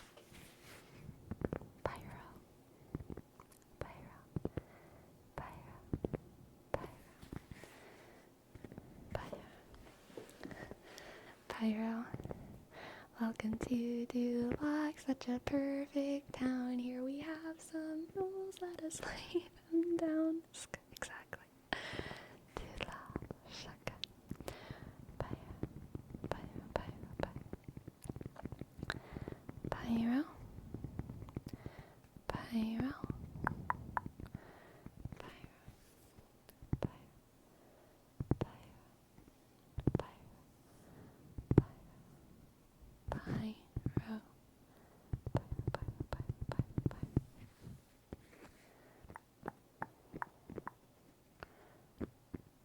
The two lays at the end are so fire. Tula, tula, tula, lay. Ah, you're so right. You're so right.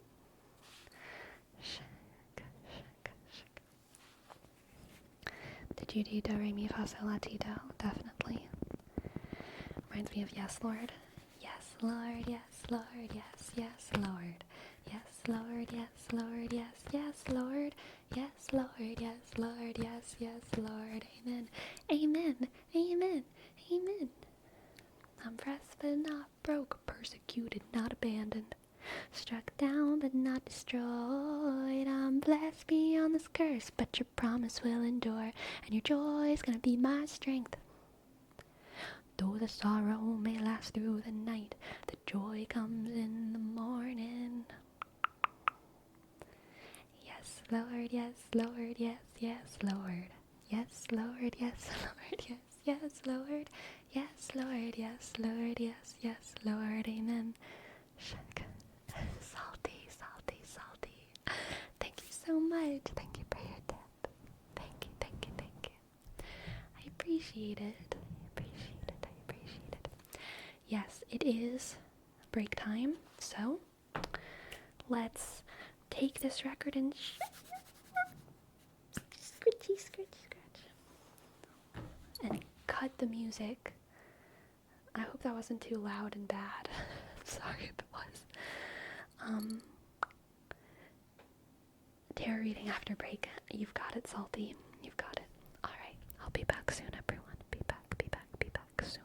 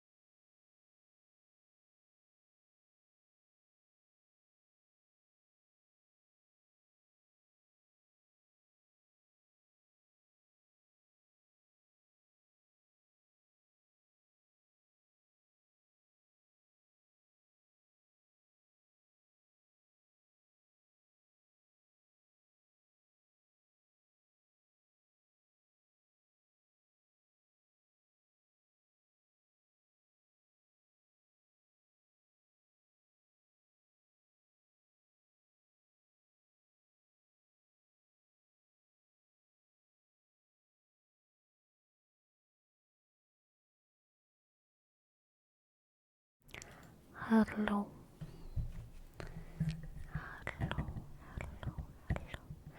Hello, Saggy Sir. And Destructicon Jose. Aces Ace, Green Ninja, Buzz, Dominix, Throne, Booty the Lurker, Defunct Donut, and Olympia, KFC, Dumb Plum. What a cute name. Dumb Plum, Dumb Plum, Dumb Plum, Dumb Plum, Dumb Plum, Dumb Plum, Dumb Plum, Dumb Plum, Dumb Plum, Dumb Plum, Dumb Plum. I'm back, just clocked out. Hell yeah, Illusion. Smash that clock out. You scared us earlier? You don't have anything to be afraid of as long as you behave.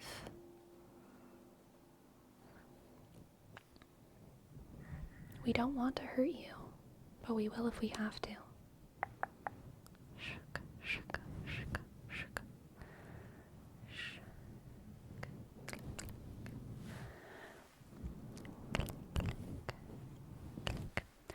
Salty's Vault, are you here for your tarot reading? Sleepy Far Cry villain moment.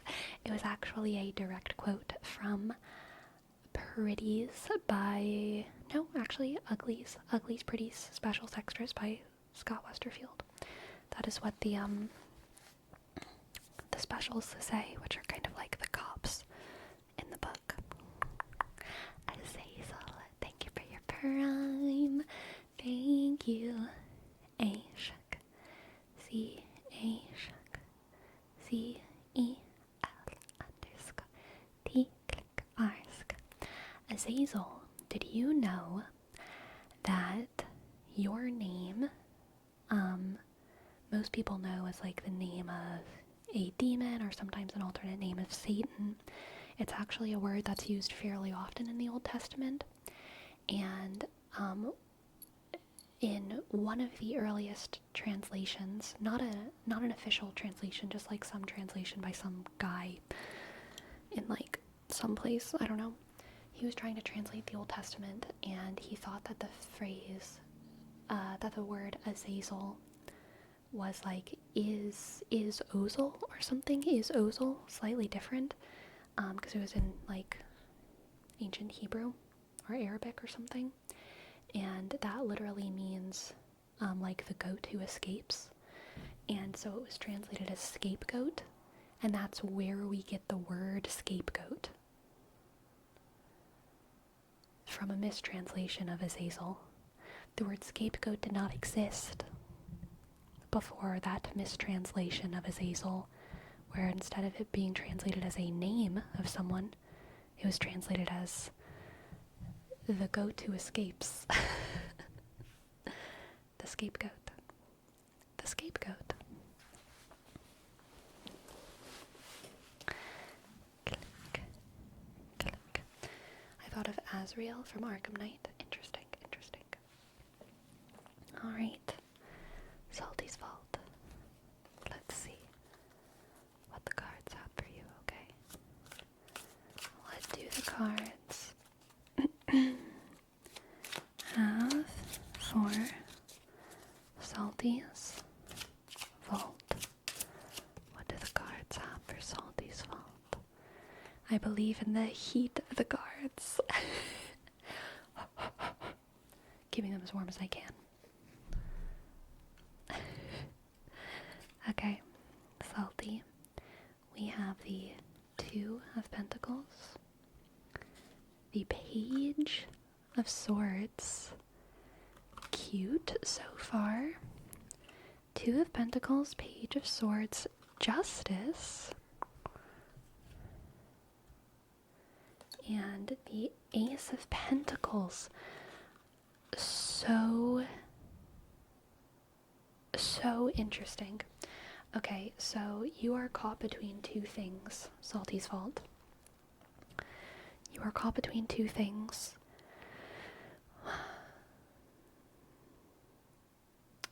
I think you are caught between pursuing something that kind of stimulates and excites you intellectually.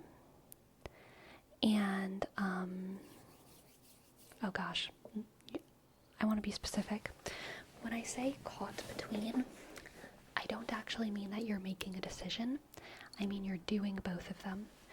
I think you're in a position where you are both pursuing something that stimulates your intellect and your curiosity, and at the same time you are starting to create a lot of security and balance in your life in a very material way.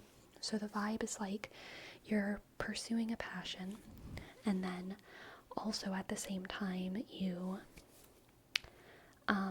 for the first time have enough resources to kind of build out your dream home or buy some property or get on a schedule that you really like. So at the same time that your kind of life is balancing out in a very material, physical way, you're also budding in this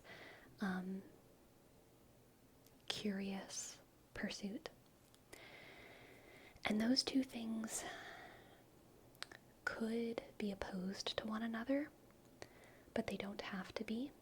They can actually influence one another positively if they don't act as distractions from one another, right? If they don't distract from one another, this Ace of Pentacles and this Page of Swords, then what actually happens is they empower one another, and that Page of Swords is kind of able to live within the Ace of Pentacles. And that's what this reading is saying that you have the ability to do. The Two of Pentacles is all about juggling and balancing successfully balancing two things. And Justice, of course, is also about balance. The balance between stability and also stimulation. The balance between curiosity and dedication to one thing. Meeting your curiosity wherever it takes you and having the maturity to know when you need to be still. So yeah, this reading is saying that you absolutely have the ability to do that. You have the ability to empower your curiosity with your newfound stability, and also your curiosity can eventually take you to places where you're able to, kind of manifest even more stability and security for yourself because of that spirit of curiosity. Let's get... Oh, I almost dropped so many cards. Let's get some oracle cards for you too. Oracle cards. Oracle. Cards.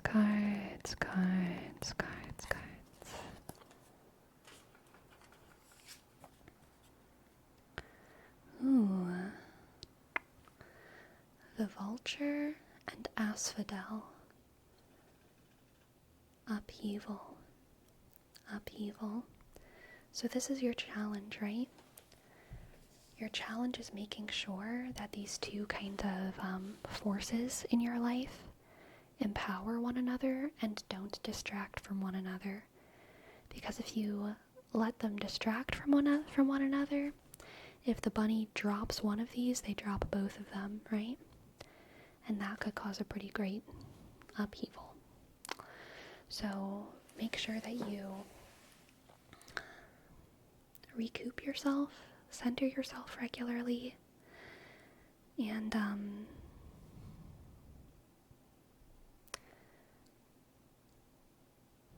empower yourself, if that makes sense. Believe that you have the power. Do not fear. Fear is the mind killer. Be brave, be bold. You know that you can do this. And I know that you can do this. Salty's Vault, you're gonna do great. Thank you so much for letting me read for you. I hope that you enjoyed, and I hope that it resonated a little bit. Thank you. Thank you. The art of the cards is gonna end up being in the stream title. Maybe.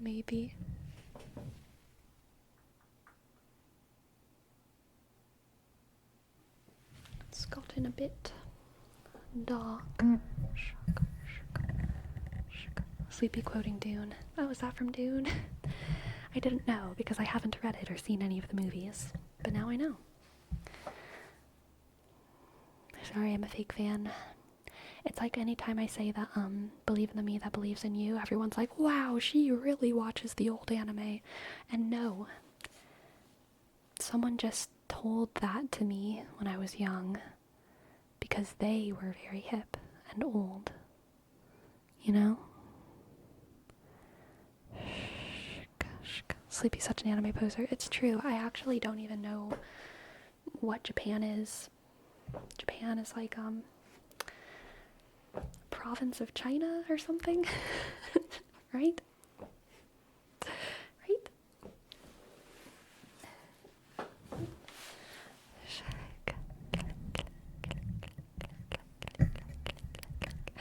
Avatar, the blue people, right? Right.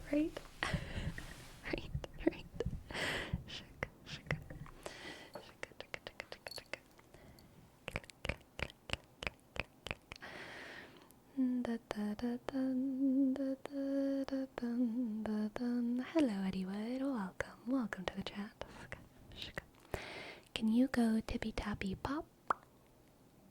Tippy tappy top? Tippy tappy pop?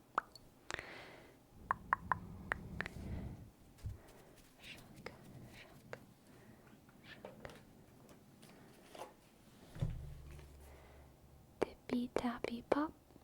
Tippy tappy top? Tippy tappy pop?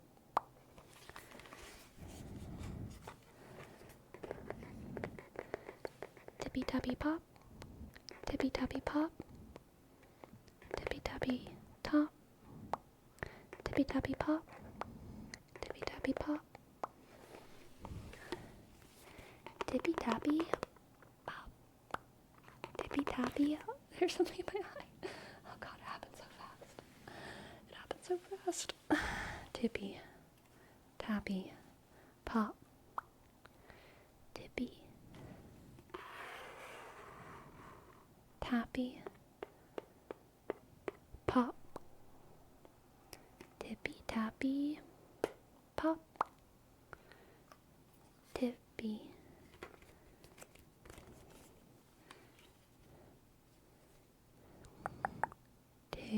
tippy tappy pop.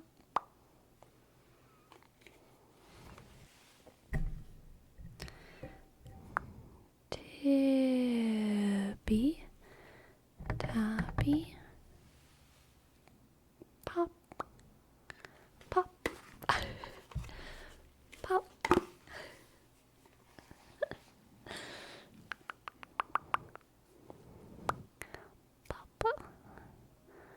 Pop.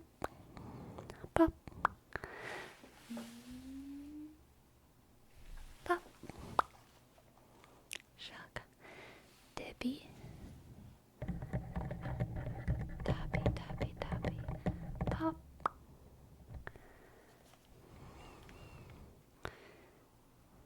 Tippy. Tappy. Pop. Pop. Tappy. Tippy. Pop. Pop. Pop.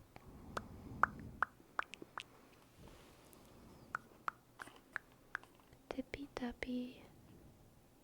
Pop. Tippy. Tappy.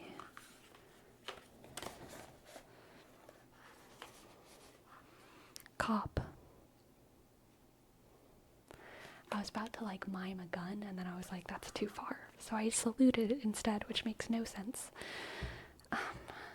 I should have done like badge cop, but I don't know.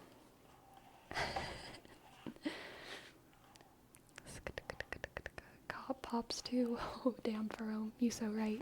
Cops do pop.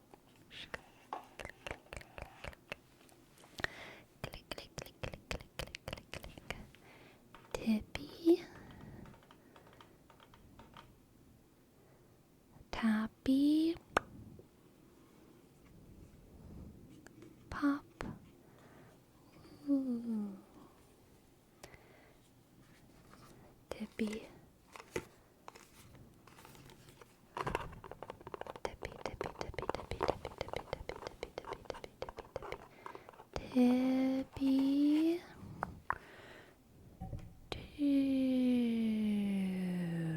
Tippy. Tappy. Stop.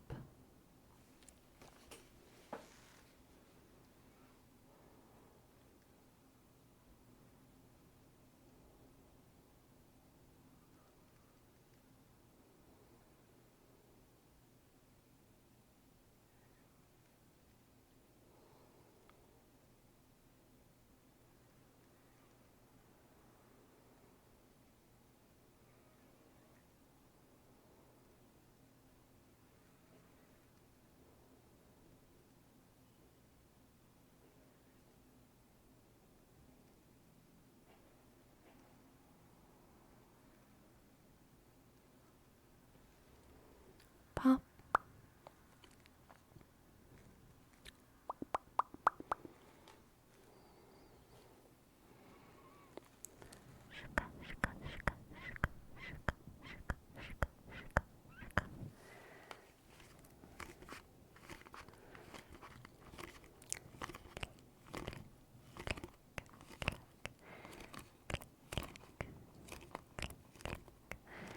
Click, clack.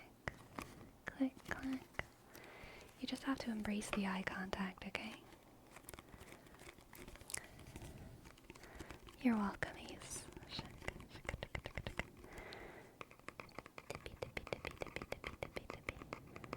Sleepy, what does it say inside the box? Jessica Rue is a Nashville-based freelance illustrator and author of Floriography, an illustrated guide to the Victorian language of flowers. She loves exploring in her own backyard and being surrounded by an abundance of nature. Using subdued colors and rhythmic shapes, she renders flora, fauna, and much more in a richly detailed old-world style. A seasoned reader of tarot, she loves to include hidden symbolism inspired by the Rider-Waite-Smith deck in her illustrations.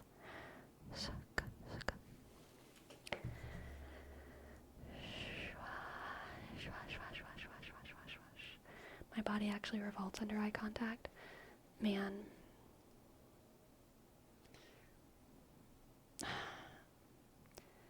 I actually love eye contact. I think it's like the most, a lot of people try to tell me that I'm autistic because I think they want me to be more relatable. But I think there's a lot of things that make it pretty obvious to me that I'm not. I have no excuse. I have no diagnosis to cover for my absurdity. I do not believe I am autistic. Because I love eye contact. And also, I've heard a lot of people with autism say they characterize it as like not knowing automatically the scripts of society. Like, everyone's on a script and all the normies are on this script and I just don't know it. I don't relate to that at all. In fact, I feel like I'm like hyper scripted. Like, not that everything I say is scripted, but like, I feel like other people don't realize all of the, like, they don't realize how many levels of reality I'm operating on. Do you know what I mean? I'm sure some people know what I mean, but it's like, I'm rarely just having a conversation with someone. I'm also sometimes like, in my head, I'm perceiving the conversation as like something funny, like that I'm doing with someone, and I'm thinking about like what the other people across the way are thinking about, and like how their conversation might be related to ours, and how like if it were a play, like what would happen. And like I think about like the blocking, like, oh, I'm standing over this person because like they're tying their shoe, and that's an interesting blocking choice that the director made, isn't it? You know what I mean? Like I'm like, there's like there's a lot going on, which is why oftentimes I start laughing in conversations, even when someone isn't purposefully telling a joke, because I just think it's funny that the conversation is happening the way it is. And then I feel like I have to explain it to them because I don't want to like leave them out of the joke. But I don't have any problem doing that. I'll just explain it. Meta conversation. Exactly. I only look at other people and like what they're feeling based on how they look and like what kind of person they are. Interesting. Seems like your lived experiences were pretty heavily influenced by theater. Definitely. Matthew, thank you for your prime. Thank you. M, click, A, sk, D, sk, H, click, I, 2, 7, click, 0, 0, 7, click. Thank you.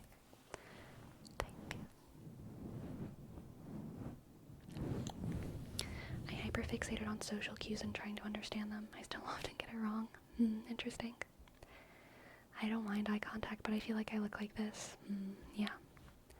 For me, it just depends on how comfortable I am with the person, but I've never really had too many issues with eye contact. I am, however, sensitive to when other people have issues with eye contact, and I feel I can tell when other people are sensitive to eye contact, and it makes me want to, like, give them a break, you know, so I'll do the same thing that they're doing, and I'll, like, keep looking away. But that's more of, like, it's, like, reactive. It's for them. And do they always get the reason why you're laughing? Does that make part of your dry humor? No, they don't always, but oftentimes they do. I always leave conversations thinking I made some conversation blunders.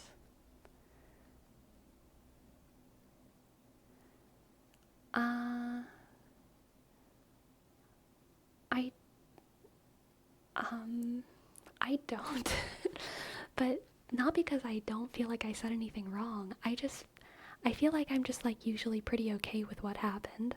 Like even if it was awkward or weird, I'm kind of like, or like even if I literally like said something wrong, like I don't know, I'm usually pretty chill with it in my head. Like whatever. That's funny. That's funny that I got that wrong. That's funny that that happened. I don't know. I probably overthink it, but I still marinate on it. Yeah. I feel like I don't marinate on conversations too often. Maybe I used to, but I'm just happy usually to like talk to people. And I kind of assume that they're also having a good time.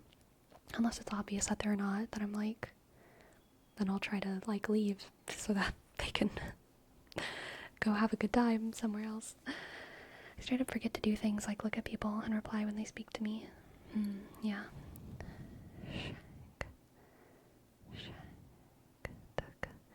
Don't you ever try to retell conversations in your head with ways in which you could have said something better or moved in a different direction for a different outcome? Only if it's like an important conversation. Thank you so much for your tip, Jimmy Neutron. Thank you. Thank you very much. Daria. Thank you. Yeah, like if I'm trying to convince someone of something, or if they're trying to convince me of something, and it's like very important, and it goes wrong, yeah, definitely I'll try to think like, how could that have gone better? But if it's just like a funny, like whatever random thing, no, probably not.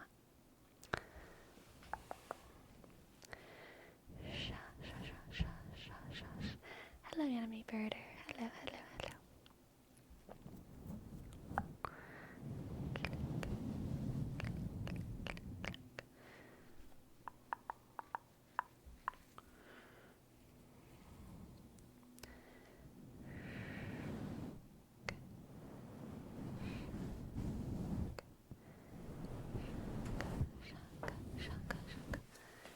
I like this Monday now. Aw. Yay, welcome Neatrix. Hello. Have any of you gone into a conversation with a plan? Definitely for important conversations. There's some conversations I know they're gonna be important, and oh yeah, I go in them with a plan. Oh yeah.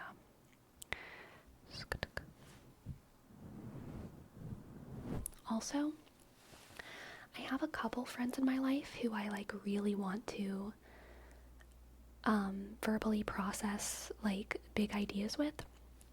So even if the topic isn't like important in a relational way, like we need to talk about our finances, like even if it's not important in that way, if it's just like a concept, like a philosophical concept or a historical concept or like a sociological concept, then I will sometimes go into the conversation with a plan, and I'll be like, hey, I want to talk to you about this topic.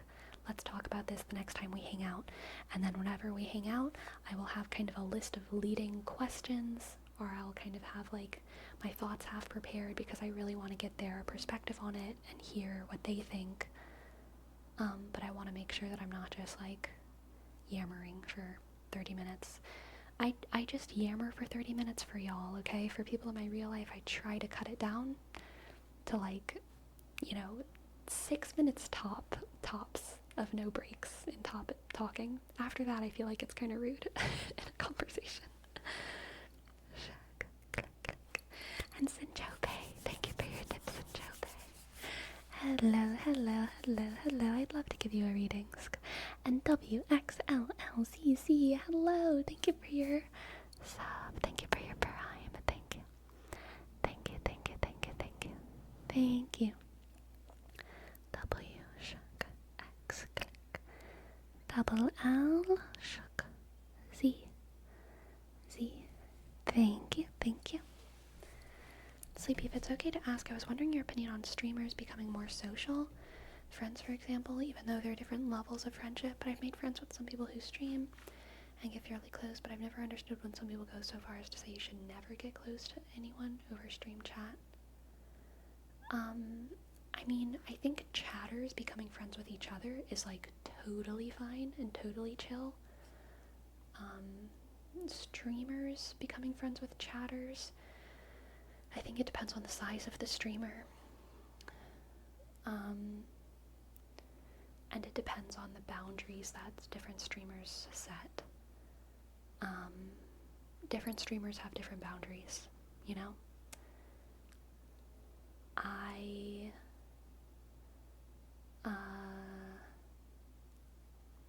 I have pretty strong boundaries with talking to people in my chat. I basically don't DM people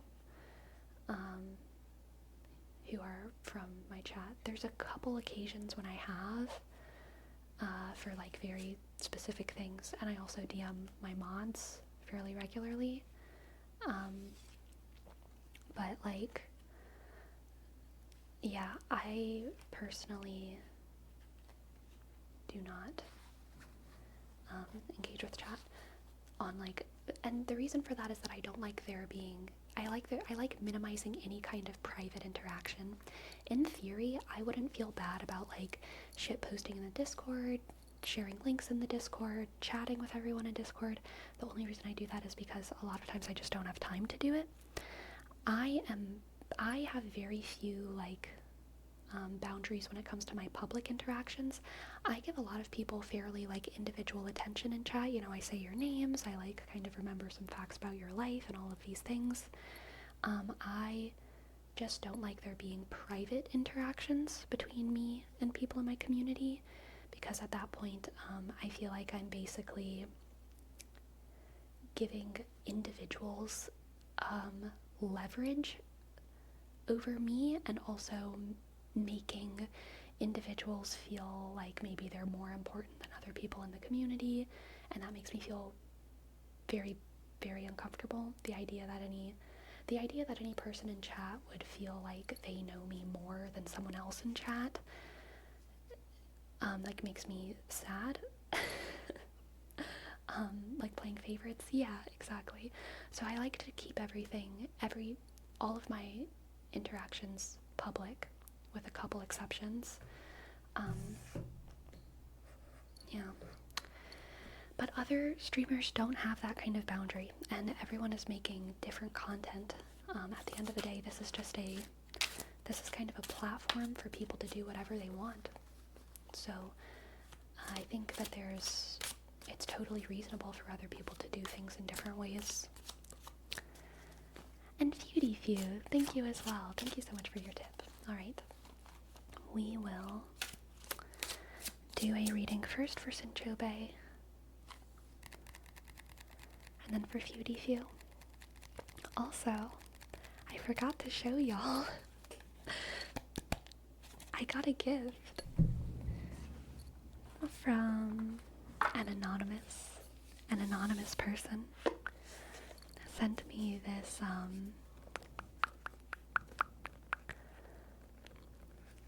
Cardcaptor Sakura card set.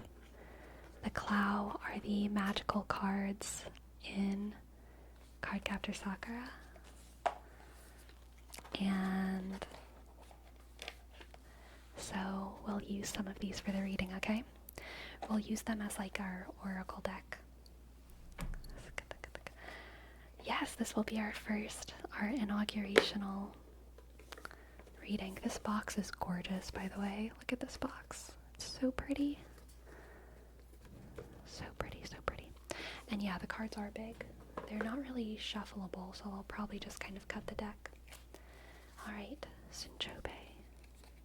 Let's see what the cards have for you. We have the Six of Cups, the Four of Wands, and the Devil.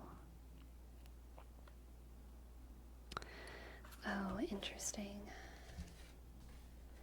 I think you're stuck on some kind of childhood fantasy right now, Sinchobe. I think that there's a very maybe naive desire that you have, maybe an idealistic fantasy that you have, and you're really, really stuck on seeing that and finding it in your life, and you're so hyper fixated on that thing coming into your life in exactly the way you imagined it when you were young, that you're not recognizing that you wouldn't recognize it if it came into your life in like a slightly different way. Does that make sense? Like you have these beautiful opportunities in your life, but because they're not being presented to you in a way that you've fantasized about, you're not even recognizing them as opportunities. That's the lie that the Devil card is indicating in this reading. You have good luck, you have good fortune, you have opportunity, you have chance, but this kind of idealistic, naive vision is holding you back because it's too specific. Instead of this vision kind of acting as an inspiration for you, a driving force, it's holding you back and keeping you stuck, okay? And this is the Knight of Cups, Knight of Cups, the Knight of Cups next. Shika, shika, shika. The Knight of Cups. Oh,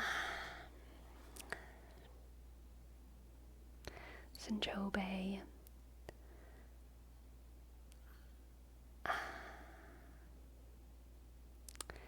I think that there's someone in your life who is trying to give you what you want because they are very, very devoted to you and they really want to see you be happy.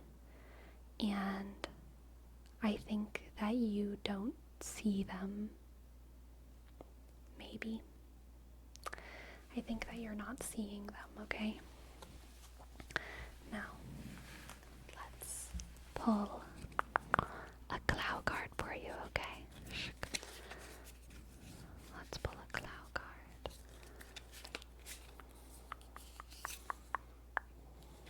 We have the power, the power, the power. Shaka, shaka, shaka, shaka, shaka, shaka, the power. Click.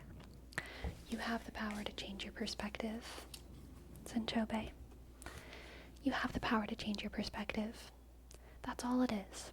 All you need in this reading is a change in perspective, because you have the opportunity, you have the strength, you have the ability, you have everything you need. You just are suffering from a very specific sort of blindness, a very specific sort of tunnel vision right now, and you need to focus on opening your eyes somehow to the world around you, finding your sight again, finding your sight, because it's all about a change in perspective, okay? Thank you for letting me read for you. I hope that resonated. I hope that you enjoyed. Thank you, thank you, thank you. Thank you, thank you, thank you. Alright, what are y'all saying? I feel that there's a big gap between streamers and chat knowing each other. They always say never to meet your heroes because the pedestal you built for that person will never be the case when you meet them. Super true. It's strongly dependent on the streamer, like sort of a parallel example. But I've worked with voiceover talent in the anime industry for the better part of 20 years now. And there's definitely been a parasocial aspect to the interactions between fans and professionals in that sphere, totally. I think that makes sense. For me, I guess I just see them as people like you'd see IRL. You may know each other, but you wouldn't necessarily hang out with, but you enjoy their company. And it's just like however things end up happening. A streamer would also get to the point where they're too big to get that personal connection with fans simply because there's too many. Yes, I also think there's a massive difference between like a fan and just someone who's like familiar with your content, you know what I mean? And I think that that's an important distinction. Because the issue with getting involved with a fan is that y'all know so much about me, and I know very little about you. And also, you only think you know that much about me. In a lot of ways, you do know a lot about me, but like, you don't know. There's plenty of stuff that y'all don't know about me. But there's this very strange, like, knowledge imbalance between parties that makes things weird. Weird. I've always been on the flip side of that scenario, so extra disclosure, I'm a quiz show champion and I've had to block people who get over familiar and weird with me. Yeah, for sure, for sure. Click, click, click, click. You only know the curated online sleepy persona. Exactly, exactly. Y'all have hardly even heard my real talking voice, okay? It's so obnoxious.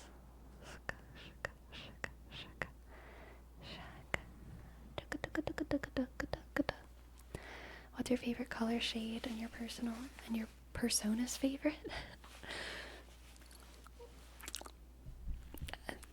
Nope. We only know what you let us know. Likewise, you only know what we let you know. And we both take it at face value. Exactly, exactly. Exactly. Exactly. Alright, now let's do a reading for Feudy Few. Feudy Few. Feudy Few. Feudy Few. What did Beauty Few. Beauty Few. Beauty Few. Beauty Few.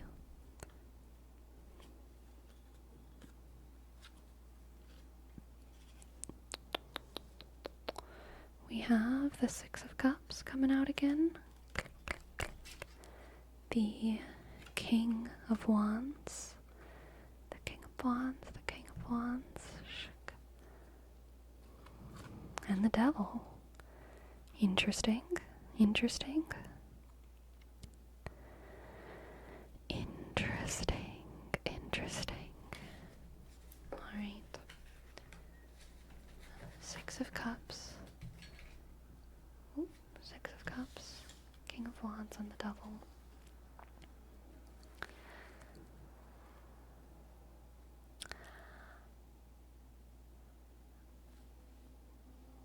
So this is actually almost the exact opposite of what was happening with Sinchobe. Few, someone is fulfilling your childhood fantasies, and it's actually maybe a bad thing, because your childhood fantasies were childish, and this is a bad person. You know how, like, give me a moment. Give me a moment to clear my throat.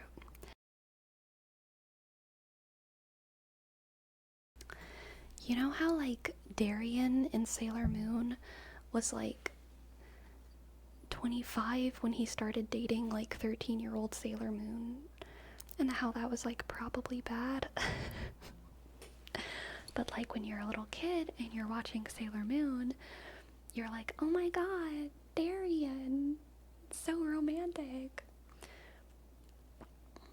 Few, someone in your life is going to fulfill a childhood fantasy of you. For you, sorry. But they're not actually what's good for you. Okay? They're not actually what's good for you. They are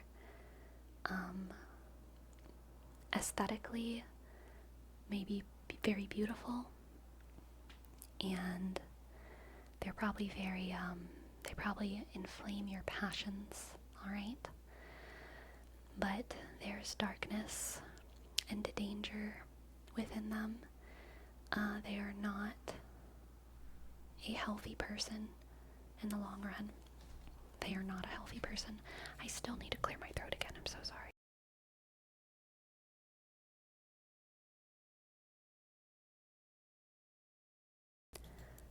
Okay.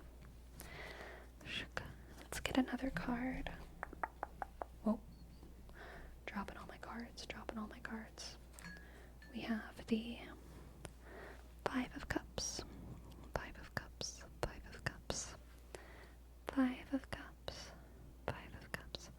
The voice actor for Mamoru just ended up being just as bad. I didn't know that. What's the lore? I had no idea. Oh. This is so sad, Few. Oh my god.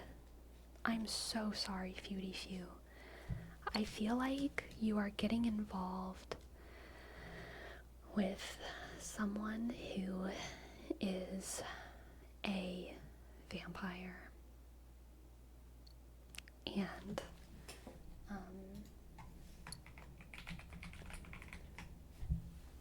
I highly suggest that you protect your heart. Okay? Protect your heart. Stay vigilant.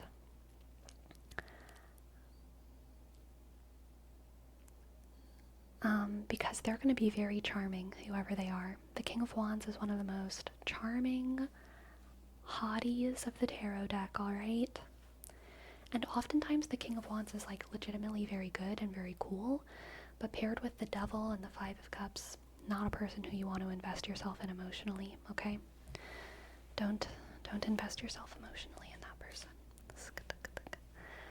Oh my goodness. Riley Rose, hello. Welcome, Raiders. Hello. Welcome, Riley. Thank you so much for your raid. Hello, everyone. Hello. My name is Sleepy, and I make ASMR on Twitch and YouTube. Very nice to meet you all. Hello. And thank you, Riley. Hello. We're just finishing up a tarot reading for Feudy Few. We're going to finish it off with one of our Clow cards. And then maybe we'll do a abbreviated flip through of the Clow deck because it's new, okay? Oh my god. Feudy Few. The nothing is just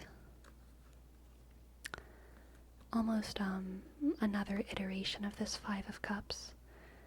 You just don't want anything with this person, alright? Alright, Feudy Few? Don't give them nothing because they are nothing. All they are is shiny. All they are is shiny and charming, and don't let them trick you, alright? Thank you for letting me read for you. I hope that you enjoyed, even though it was kind of sad. Hope that it resonated. And please stay safe out there. Thank you, thank you, thank you, thank you. Charisma ain't everything. So true, anime birder. So true. In fact, charisma is very little. Charisma is very, very little.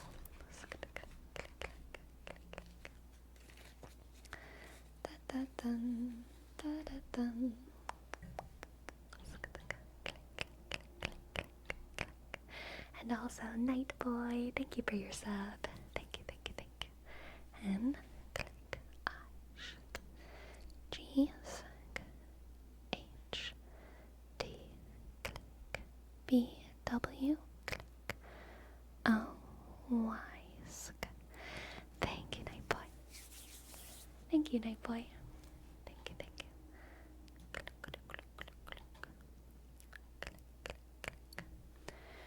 I think it would be a case-by-case scenario, but it's always good to have general boundaries. To a lesser extent within gaming, there's people I play games with, but I just like to interact with them while playing. If they DM me, I tend not to respond. But there's people with whom I've become more friendly, so I can almost call real friends. So while it's good that the boundaries exist, I wouldn't refuse to let people through, under the right circumstances, of course. Even if it only happens in rare occasions. I agree with that, Ferone. Like, yeah, my boundary of not DMing people is a pretty firm boundary, but there have been cases when people have sent me stuff that I've felt it was important to respond to, especially if it comes to, like, whenever people send me something and there's, like, packaging, like, mailing stuff going on, like, yeah, I think it's totally fair to, like, make sure a package arrived or make sure a payment process, like, totally, absolutely, totally fine to talk about those things. And then there's other times when people have, like, noticed mistakes in my descriptions or something, or in my videos, and they've told me, and I've been very grateful. I'll respond to those kinds of things. And yeah, like, there's certain things that I will respond to, but then a lot of the time I just won't. And that's the way it is. That's okay. Hugon, thank you for your sub. Thank you, thank you. A whole full year. Amazing. Thank you. H, click. O, O, K, A, N, 9, 1. Thank you. Thank you, thank you, thank you, thank you, thank you, thank you. Shug. It felt food, Neatrix. I'm glad it felt food. Thank you. I will say, I met my second ex-wife online. We were together 15 years and it was mostly quite great, but it has to be a very specific and special set of circumstances. Oh yeah, I'm definitely not against it, just, like, meeting and falling in love with people online. I think the internet is just a place, you know? The internet is just a place. If you love going to bars and you meet someone at a bar and marry them, you know? Based. If you love playing video games and you meet someone playing video games and marry them, based, okay? Yes. Yes, ma'am. Put a ring on it. That's a fun surprise. Yeah, totally. I think meeting people online is, like, super valid. I've met most of my relationships have started online. Yeah. And that's because the internet is a place, and it is where I happen to be most often, you know?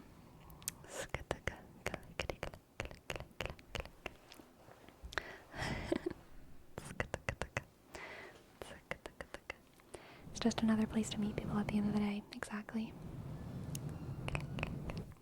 Alright. Let's look at some of these cards together. So these are from the anime Cardcaptor Sakura, which I've only seen the original anime. I know it got a reboot kind of recently. I think there's 3 Sakura cards as well, which are pretty cute. Come on, camera, let's focus. Let's focus. There we go. But basically the plot of the show is that at the beginning, Sakura finds the Clow deck, and it's mostly empty because all of these kind of entities have escaped into the world. So she has to become a magical girl in order to kind of fight and capture these creatures and put them back into the deck. And once they're in the deck, kind of like Pokemon, she can like use their powers in order to catch the other ones. So she gets stronger and stronger. And it's a really good old show. And the archetypes are very interesting.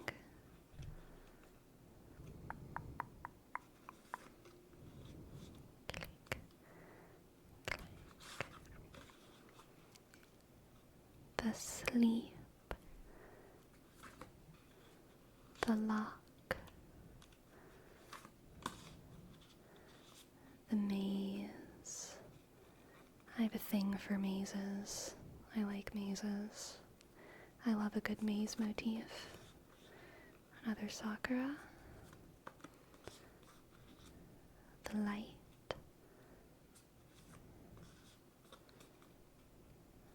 The fly. Maze Runner opinions. Great book series. I cried a lot in the last book. I remember the death cure made me cry so many times. The loop. The little. The shadow. Shook. The through. Nova, thank you for your prime. Sleepy, thanks for a great 8 months of content. If possible, could I get a tarot reading? I'm struggling to pick my 3rd groomsman and would like some insight. I can redeem or donate for it if you want. Thanks again for great content. Thank you so much, Nova. Nova, click, SH, click, W. Thank you, Nova. I usually do not give tarot readings for subs, but I'm going to make an exception because you asked so sweetly and because it's your 8-month subversary and I can't help it. I'll just do a quick 3-card pull though, okay? Struggling to pick my 3rd groomsman and would like some insight. Okay, let's see.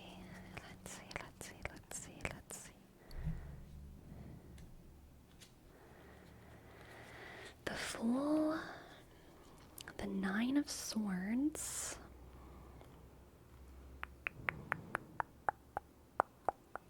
the Fool, the 9 of Swords, and the Queen of Pentacles. Interesting.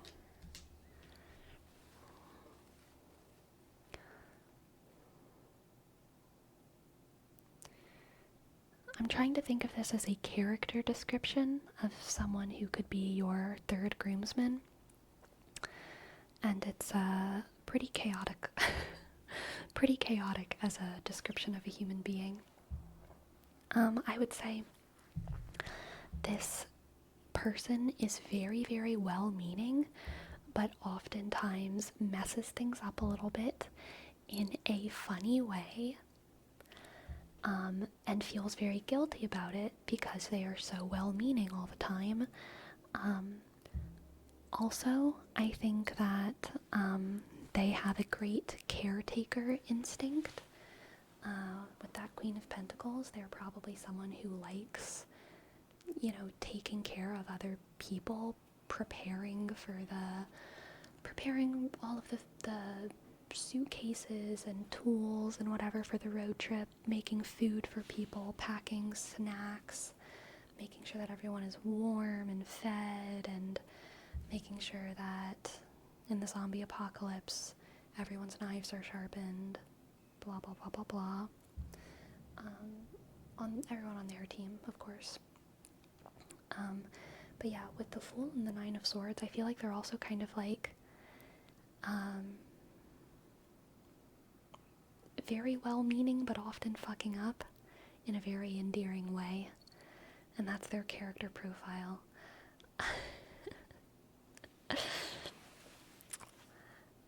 I think they have a little bit of anxiety. That Nine of Swords always is just such an anxious card. The intentions are good, but the results are questionable. Yeah, exactly. Exactly.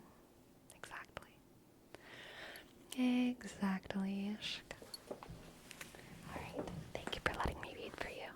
I hope that you enjoyed. I hope that was at least a little bit helpful, Nova. Thank you. Click. Alright, we've gotten to that point of the stream, y'all. I need gym advice. Today was arm day, and it was great, but I've noticed that on arm day,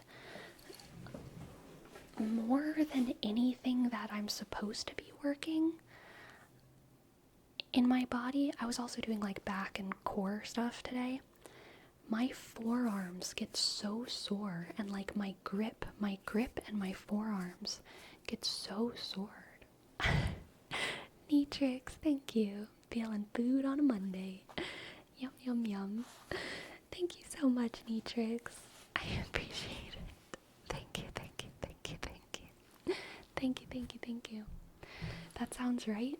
I know, but it's annoying because I'm like, I'm trying to like row or whatever, or do my assisted chin-ups, and the thing that gives out on me, the thing that like makes me stop, is my forearms or my hands. My hands just, they can't do it anymore.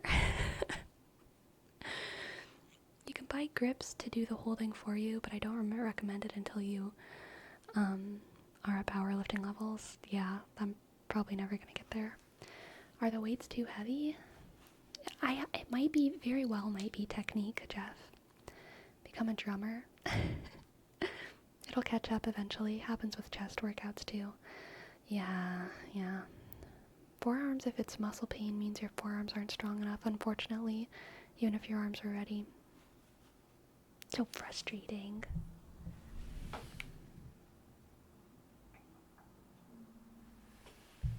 It's getting dark. Might want to do more reps at a lower weight. I don't want to do more reps at a lower weight. I like doing 6 to 12 reps because it makes me feel like I'm getting stronger the right way. Just embrace that you're training your forearms. I guess.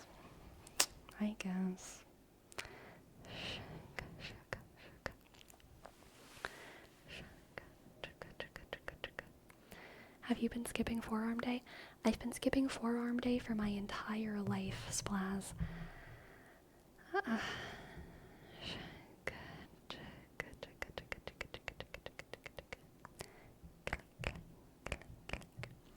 As someone who's never worked out once ever, I think you should drink more water. I feel like in the service of my health, I should drink less water. I'm an anti-waterist.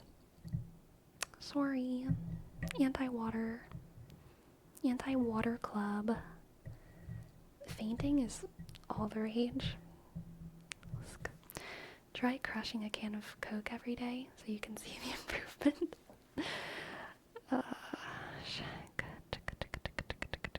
Sleepy's Nitpick drinking water. Have y'all ever met a person who doesn't like water? Because I've met some people who, like, don't like water, and it freaks me out. Like, what are they doing? You're hydrophobic? Oh, I'm not. Not at all. I love water. I drink water all the time. I'm a water addict. For Quakets, also we have a word up for biblioclept. Biblioclept, is that a book thief? The book thief? Biblioclept?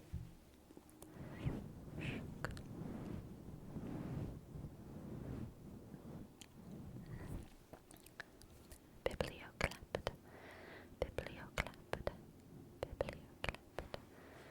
Biblioclept. Biblioclept. Biblioclept. Biblioclept. Biblioclept.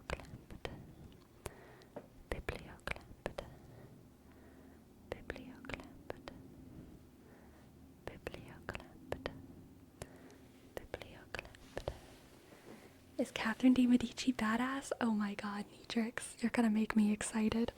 So, I've decided that I want to become a Catherine de Medici expert because throughout my entire life, in all of my studies, in my theater studies, in my folklore studies, in my Catholic studies, in my tarot and astrology studies, in my heresy and Gnosticism studies, Catherine de Medici comes up all the time and always as a footnote. A couple weeks ago, I was researching, just for fun, the massacre of the Huguenots on St. Bartholomew's Day, because it was a very interesting moment in history. And I was looking up kind of the cause of it, and Catherine de Medici came up again. Again, Catherine de Medici came up, and I just felt like, that's fucking it. She's everywhere in all of my interests. I have to read specific books about her. I have to, because clearly she's important to what I like, but no one really is talking specifically about her. But I mean, there are. I'm just not reading those cases, I guess. But she was the queen mother of, I think, 4 kings, three or four kings of France. She was the mother-in-law of Mary, Queen of Scots, after Mary married Francis, the French king. She was best friends with Nostradamus. Her uncle was the Pope. Wasn't she the Queen of France? No, she was never the queen. She was the queen regent for a while, but she was never the queen. Her uncle was the Pope. The de Medicis were a extraordinarily wealthy merchant Italian family that had their hands all throughout Europe, and they were in fact so wealthy that at a certain point in history, the Medicis were the treasurers of the Vatican. The Medicis were controlling the Vatican's money, all of the Vatican's money. All of the Vatican's money. No one talks about them, but they're so historically important. In the Medici line, a lot of them became vowed religious people. I think 4 of them became popes. Probably a little bit of, nepotism there. And Catherine de Medici, whenever she married the King of France, it was pretty controversial because she wasn't actually coming from a royal family. She was coming from a very wealthy merchant family. And basically, her dowry was so enormous, bigger than a lot of the other royals who were vying for that position. So the King of France's family, who I think his name was like Henry or something, I can't remember what his name was, Catherine's husband, that his family was like, fine, I guess we'll marry her because she's richer than all of the other princesses and queens and stuff. And it was while she was the queen of well, I guess I should say Destructicon. She was the queen in the sense that she was the wife of the king, but she was never the sole ruler. Like, the king was there, and she was the queen regent for her son for, like, just a couple years right before he became king. But she was never, like, the sole queen in charge of France. But while she was in the French palace, she was best friends with Nostradamus, who obviously was a medium and astrologer, and she consulted his astrological knowledge and his gifts for foresight in order to plan marriages of royals throughout Europe for decades. She was setting up marriages based off of the predictions that Nostradamus was saying. She was starting all kinds of drama. She was probably poisoning people and also like raising people up, and just an incredibly influential woman in history who I don't know if I like her yet, in the sense of, like, was she a good guy or a bad guy? She might have very well have been, like, kind of more bad than good, but I can't tell. I mean, it doesn't really matter, but I think she's been involved in so much that's tangentially related to my interests. So I guess another thing is that her family, the Medicis, they made some of the first translations of apocryphal and Gnostic texts. So even though they were a deeply Catholic family, so Catholic that they basically owned the Vatican, they were also funding the translation of the Apocrypha and probably involved with heretical groups. So they're just super interesting, and I can't get over them. I can't get over them. Thank you so much, Nitrix. Thank you so much. I appreciate it. I'm very excited. Solve the mystery. Thank you so much. Thank you. Did you know they funded, like, all of Michelangelo's big arts? Yes, the Medicis basically funded the Italian Renaissance. A lot of people think the Italian Renaissance just happened because all of the artists got more creative. But no, there was about, like, 3 or 4 families in Italy that all kind of at the same time decided to pour their money into the arts. And that was what started the Italian Renaissance. It was money. It was not idealism. It was not creativity. It wasn't like people just, like, woke up and, like, got more creative.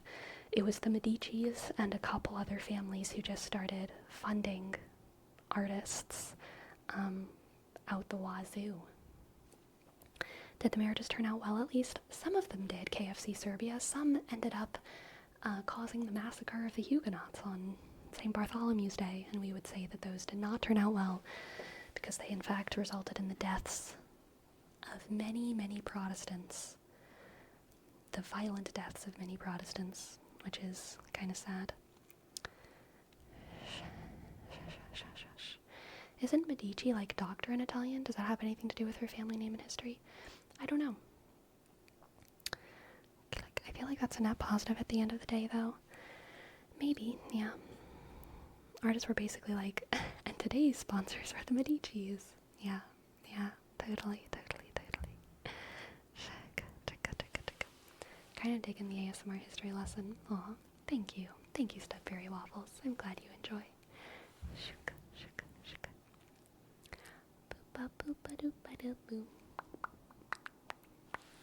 But thank you, Nitrix. I'm so excited to read those books. Oh my gosh.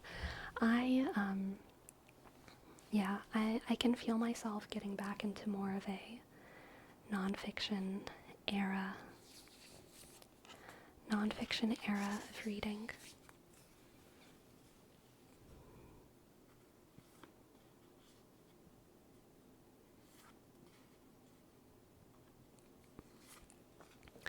Overly Sarcastic Productions has great videos on the Medici family. Okay, interesting. Look, all of you Libras, aren't you glad that in this entire deck there's only one card that has an obvious astrological association, and it's this one. There's no other cards that are named after signs or planets. But there's the Libra.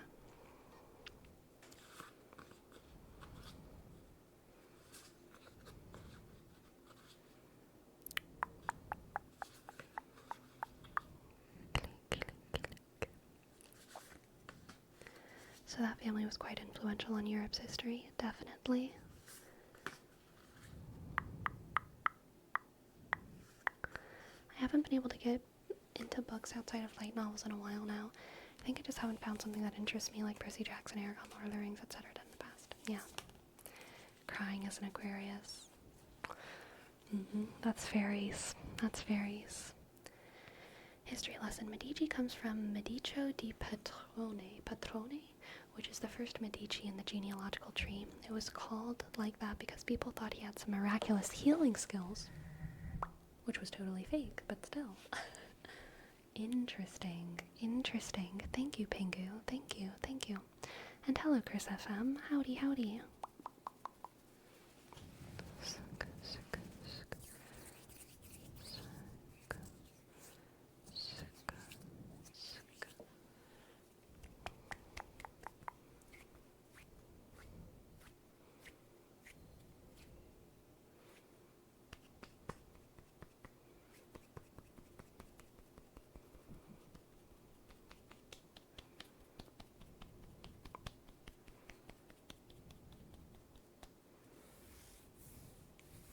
Do you know any other languages? I do not.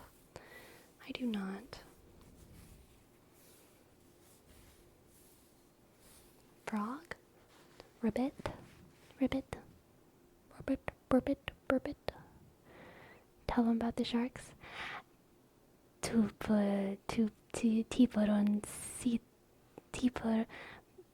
It's been a while, y'all. Tiberon, Tiberon, Zute,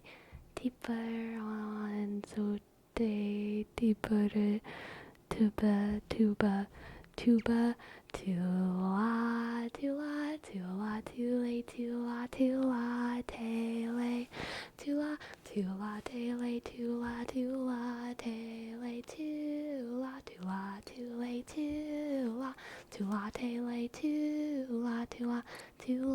Tula, wait, tula, lay, there we go.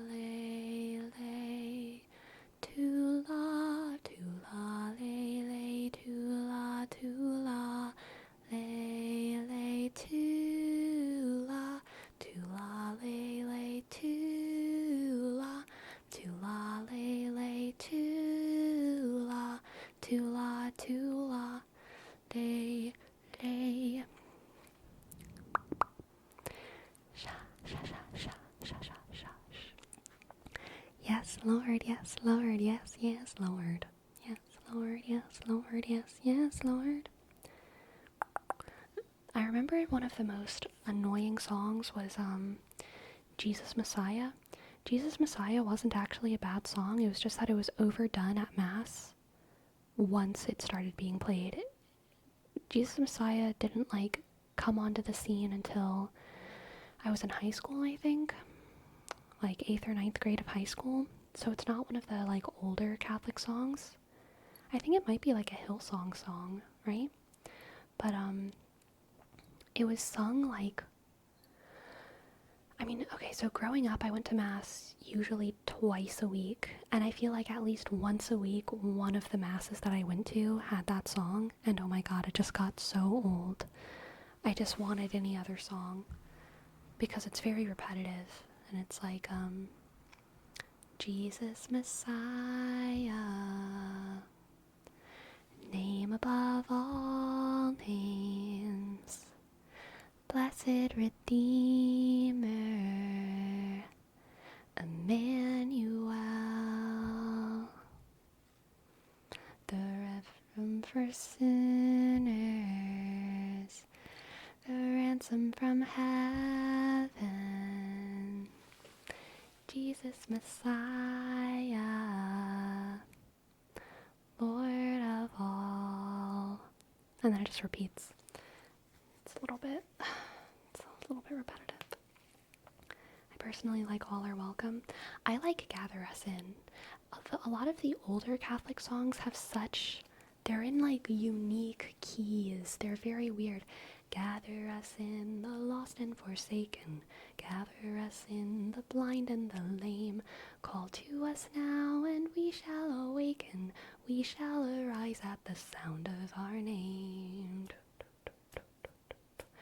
Dun dun dun dun dun dun dun dun dun dun dun dun dun dun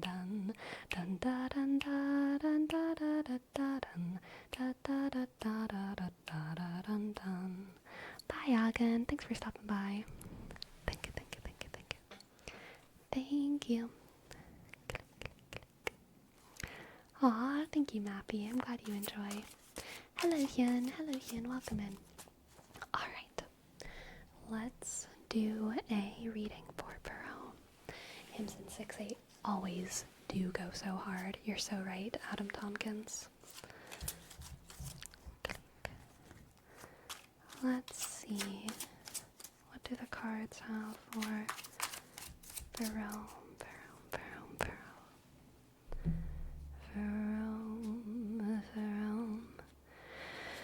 We have the 5 of Cups, the 3 of Pentacles, and the 5 of Pentacles. This one ain't. Man, this deck is giving us some sad readings today. I'm sorry, Perome.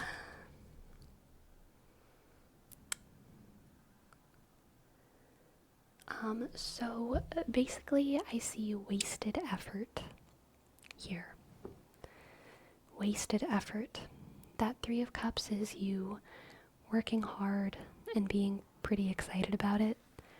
And then with both the 5 of Pentacles and the 5 of Cups, that gives me the vibe of like mid-project, other people leaving the project and the workload becoming impossible for you and you just having to give up. And it's a lot of wasted effort. Okay, let's get some more cards for you.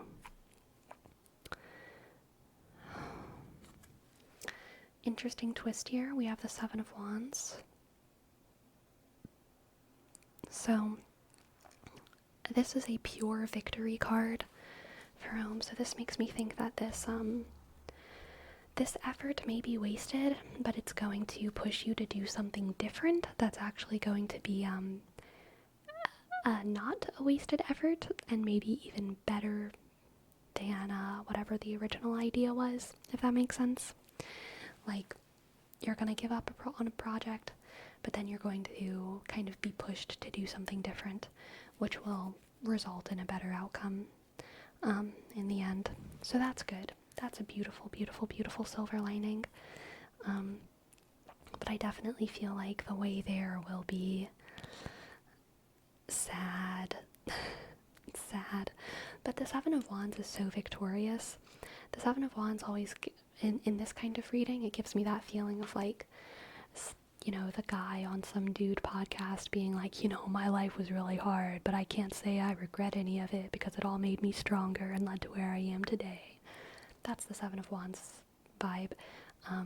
It's not an easy victory. It's a hard-fought victory that you have a lot of well-earned pride for. Okay? So the journey will not be an easy one in the coming time period for Rome, but in the end you will have a hard-fought victory. Let's get a cloud card for you. Alright. Let's see.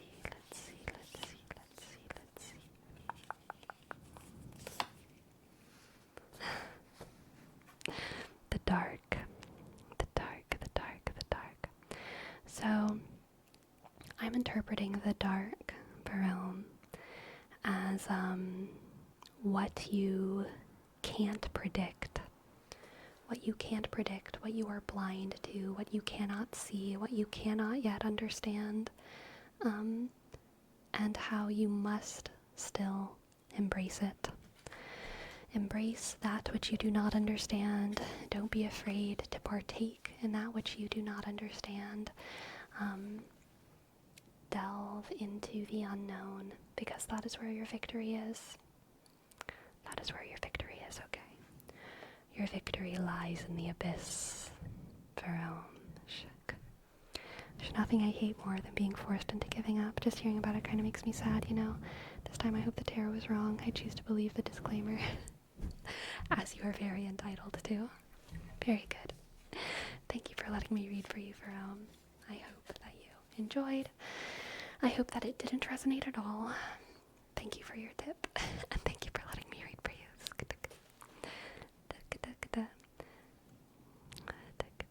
It gives me Cardcaptor Sakura vibes.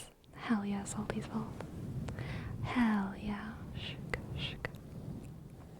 Thanks, Sleepy. I will believe in the unknown blindly. Good, good. That's what we like. Also, we have a word wrap for stitching, stitching, stitching, stitching, stitching, stitching, stitching, stitching, stitching, stitching,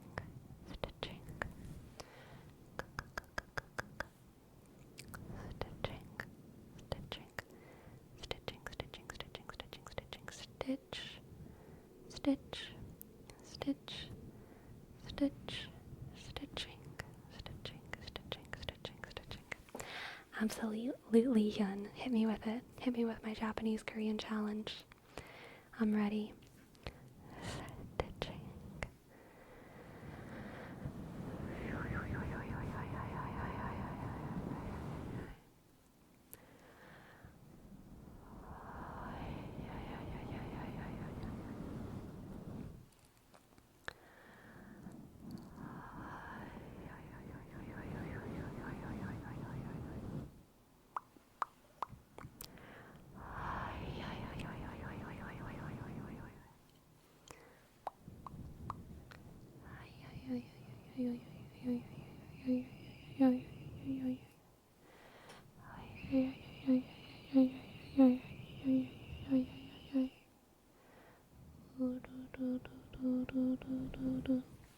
Today it's gonna be easy, okay? Sleepy, how do I beat Bard and Lane? Get in close and dodge his skill shots, okay?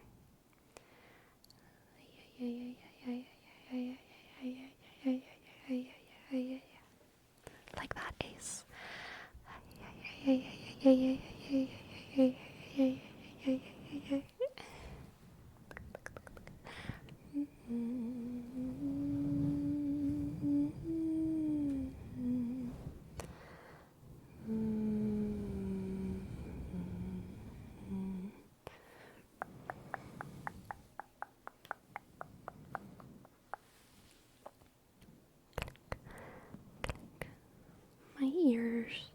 My ear fur's a little bit messy.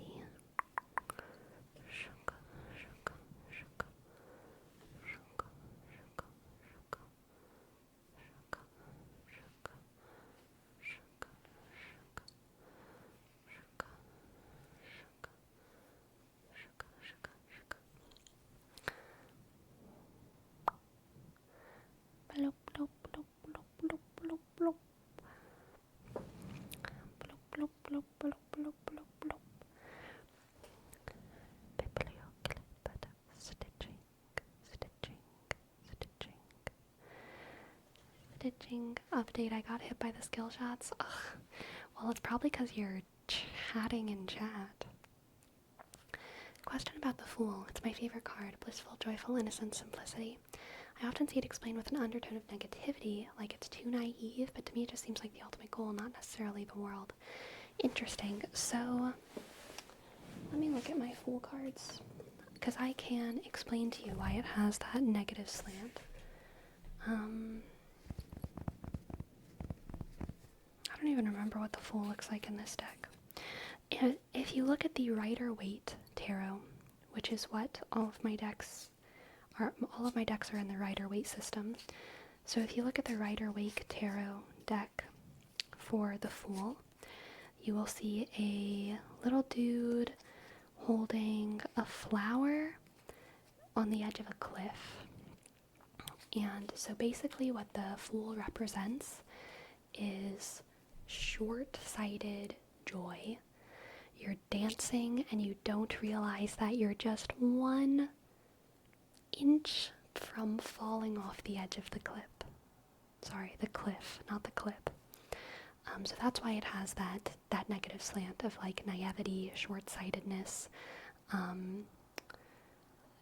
ignorance sometimes. Yeah. But it is definitely not an all negative card, because it can also be about enjoying the moment, like you said, joyful, innocent, simplicity. It's also associated with the planet Uranus. And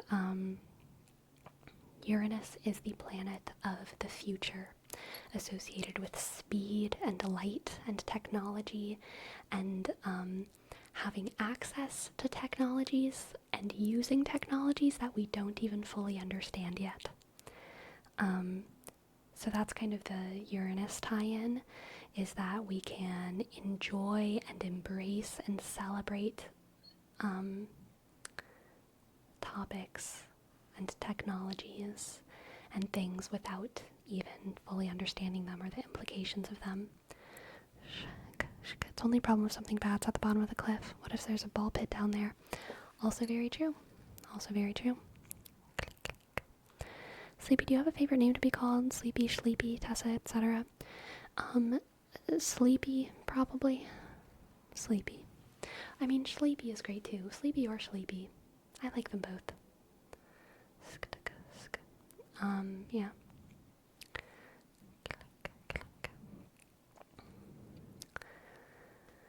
Okay, here's our word of the day.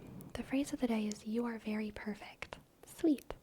In Korean, let's see, 당신 당신네운 매우 완벽합니다. 당신은 매우 완벽합니다. 당신은 매우 완벽합니다. How's that? 당신은 매우 완벽합니다. 당신은 매우 완벽합니다. 당신은 매우 완벽합니다. 완벽합니다. 완벽합니다 sounds so Korean to me. I know it's all Korean, but the 감니다, is 감니다 like a you statement? You something you? Because I feel like I've heard 감니다 a lot. 감니다. I think that's hello. 감니다. Interesting. Or part of hello. In Japanese, anatawa totemo kanpeki desu. Smart box, am I right? Is it a you statement? Anatawa totemo kanpeki desu. That's so cute. Anatawa totemo kanpeki desu. Anatawa totemo kanpeki desu. Kanpeki desu. Anatawa totemo kanpeki desu. Anatawa totemo kanpeki desu. Anatawa totemo kanpeki desu.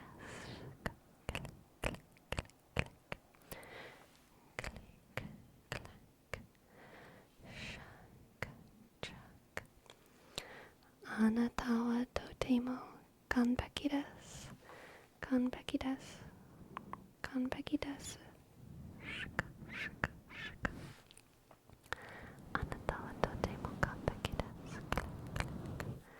Sleepy, were you ever called Sleepy before I started doing so? No, for real.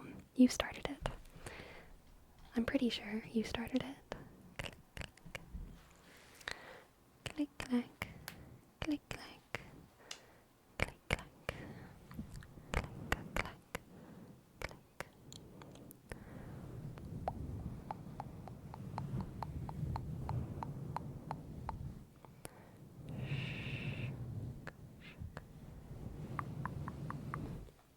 Masu is a common verb ending in Japanese.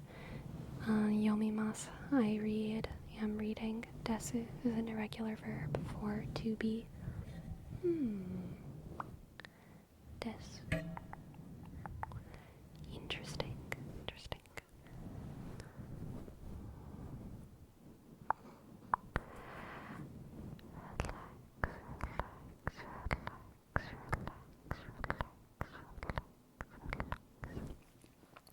Languages are so neat. What humans are good at is language. This is kind of one of Chomsky's main contributions in anthropology, academia, linguistics. There's a lot of animals that we look at and we're like, wow, they just do that naturally. They don't need to learn how to do that. Ducks for swimming, monkeys for climbing, even a lot of hunting animals, they don't need to learn how to do it, they just do it. But language is what humans just learn how to do language is what humans do without learning how to do it. What we have to do for little babies is teach them our language. We have to make sure that the baby learns, English. We have to make sure that the baby learns Japanese. But people who are totally isolated, even people who are blind and deaf like Helen Keller, without any kind of outside instruction, they form language systems in their head. They create meaning out of physical sensations. And not only do they create meaning out of words, but they create grammar, okay? It's totally plausible that other animals have, sounds or barks or movements, tail flicks for something like, danger or hunger or food or whatever, safety, water, totally plausible. But what humans do naturally is we create grammar in our heads. We create verb endings, and we create adverbs, and we create nouns, and we create verbs, and we do it naturally and instinctively. That is the thing that humans do, is language. We are optimized for communication. And that is a very cool and interesting thing, I think. What was the name of the isolated community in the US that came up with their own form of sign language, even though some of them were hearing? That's a good example of what you're talking about. I don't know, but yeah, totally.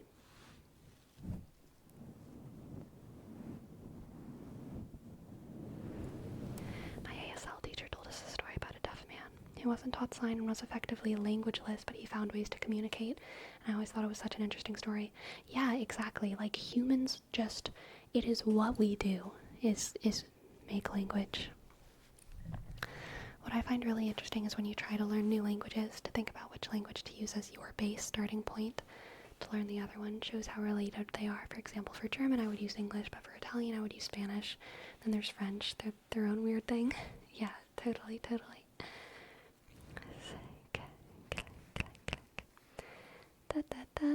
For my notes when I was learning Korean, the word hamnida part means to do. Put them together and you get 감사합니다, to do things. 감사합니다. Gotcha. I love the 5 languages in a trench coat analogy. Don't forget how it goes around like a mob boss dropping other languages. Please grammar. Ever since I learned more languages, my internal monologue doesn't happen with words anymore, just vague ideas, concepts. I have to reach for the words only in conversation. That's super interesting, Nitrix. Wow. Super interesting. I can't really comprehend that. That's so interesting. For example, with wanbyokhamnida, wanbyok means perfection, and hamnida is part of the formal conjugation that makes a sentence respectful and polite, indicating the state of being perfect. Dong sinyeon, you, mayu, very, wanbyokhamnida are perfect, but with conjugation. Interesting. Did you see that unethical study where they had two twins that never learned language but developed their own, and they used them to learn more about the language creation process forms? I think I've heard of it, but I definitely didn't look into it deeply, but I've heard of it before.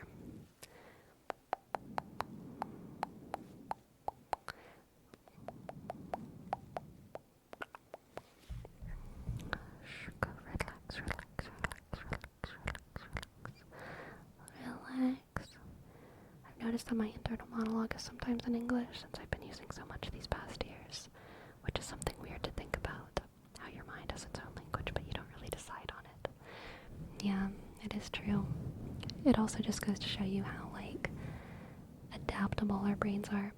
Question for people who are, super fluent in other languages. Do you feel like your personality changes whenever you shift into a different language in your brain? Do you feel like your personality is a little different? Yes, yes, yes, yes. I figured it would be, yeah. Code switching, totally. Not for non-cone. Interesting.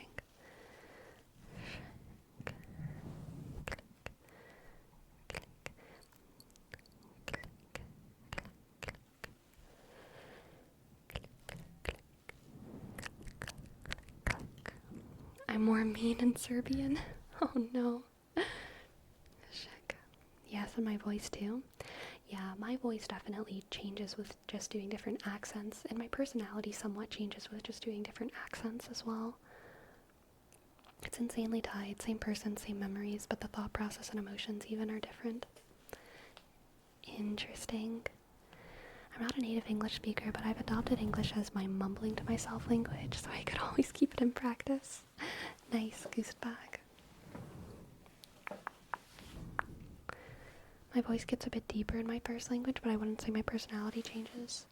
Interesting, yeah.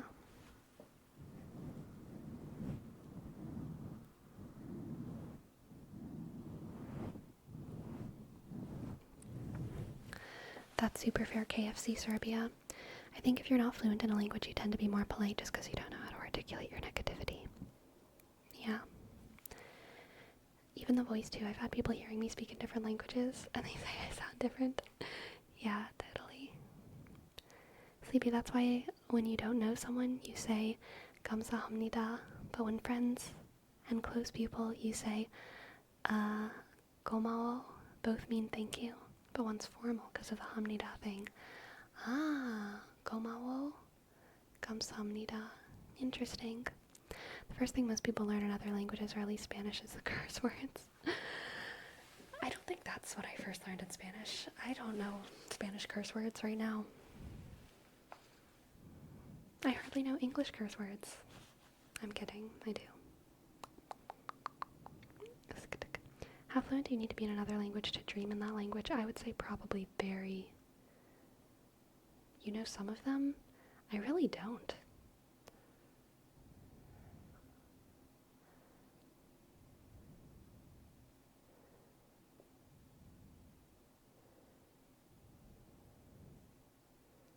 Yeah, I really don't.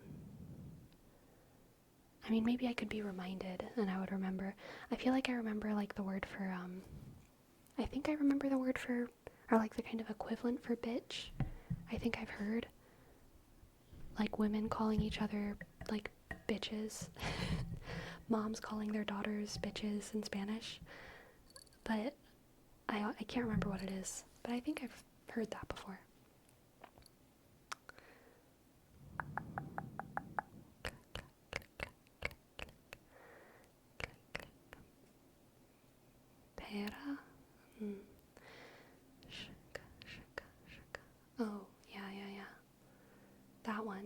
I think I've heard that one before.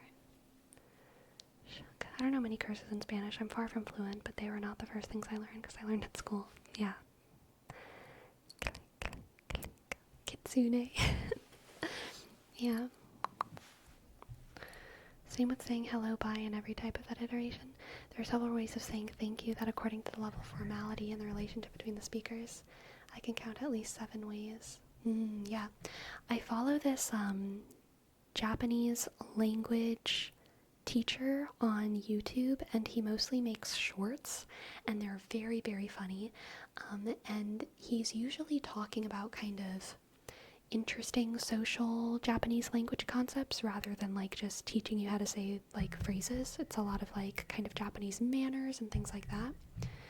And you that uses a whiteboard? No.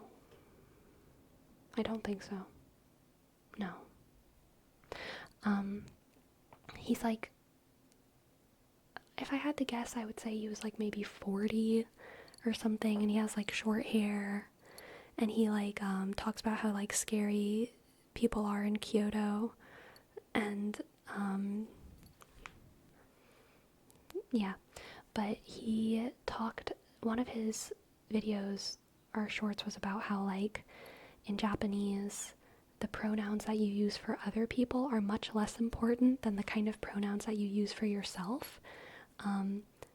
Like there's, you know, whenever you do something and you say I'm doing this, there's different iterations of saying I'm doing this as like a young boy versus an old man versus a like femboy versus a manly man. There's like there's so many more kind of there's so many more I pronouns in Japanese, and that's like much, much more kind of important than like what you call other people, the pronouns that you use for other people. Exactly, KFC Serbia. Exactly. Watashi boku ore atashi. Yep. Shika, shika, click, click. Exactly. Any level of Spanish I know is entirely through pop culture osmosis. In Europe, it's not a language I hear often in diverse area. Yeah.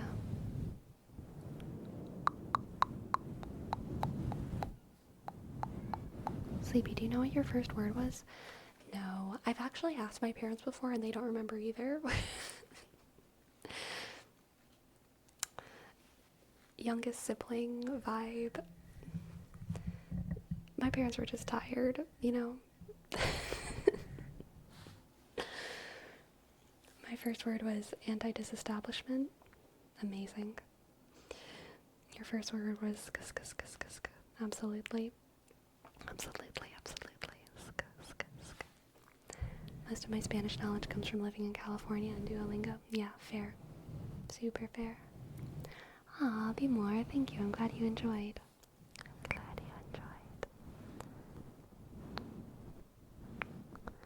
Japanese and Korean, at least from what I know, its culture and all the respect we tend to have. That's why we have so many ways depending on respect, formality, blah blah. Yeah. My first word was mama. My first word was probably mama. I'm gonna text my mom right now and ask if she knows what my first word was. She's probably asleep, but we might get a response.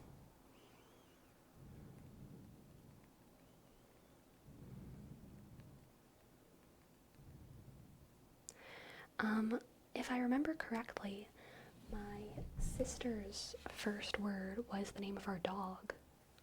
Not mom, not mama or dada, but Deo. It was our dog, Deo.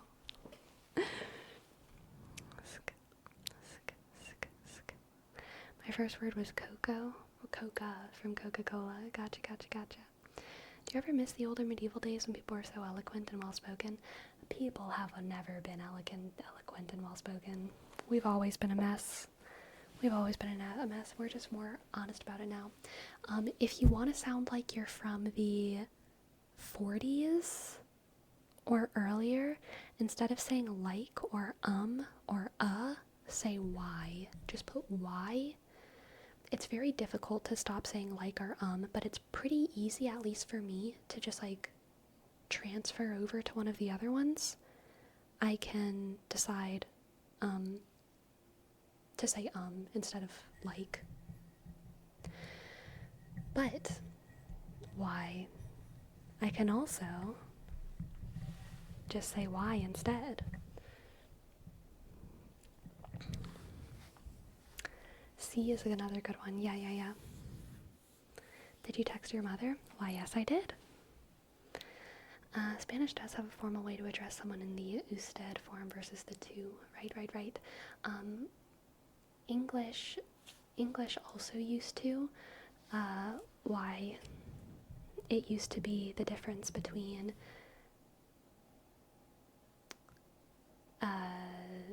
why, thou and thee versus you and ye, yea, thou, thee, you, yea. But eventually it just all turned into you. And you and yea was actually the more formal version. Thou and thee were very casual. Yeah.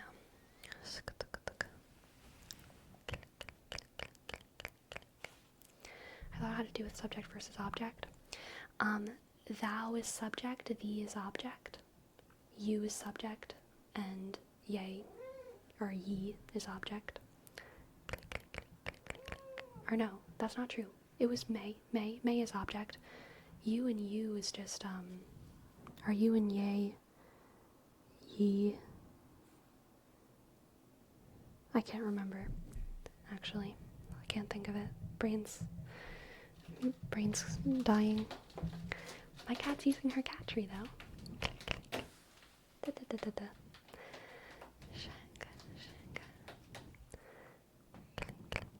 That's something I hate about Spanish, because calling someone usted when it's expected for the level of formality to be already behind is kind of weird.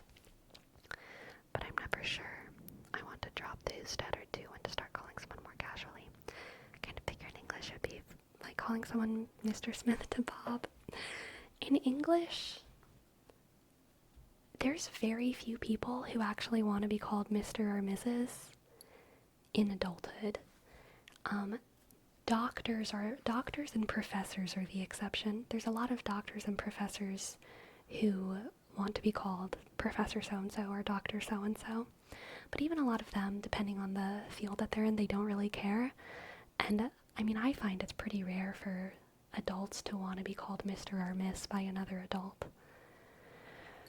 Anyway, what are we naming the stream? What are we naming the stream, my friend? I actually, sometimes when I'm trying to distance myself from people, I call them sir. Like if someone comes up to me when I'm out in the public and they're like, ma'am, can you let me know how to tell when this apple is ripe? Sometimes people ask me that in a very fine way, but sometimes if people are like, if I feel like someone's like hitting on me in public and I'm uninterested, I will just be like, yes sir, or like, no sir, and it's like a way of like distancing myself from them, or like not engaging with them as a human and just kind of being overly polite. Yeah, it's a good way to politely put up a barrier. Not interested, sir. Click, click. Anyway, what are we naming the stream? What have we talked about?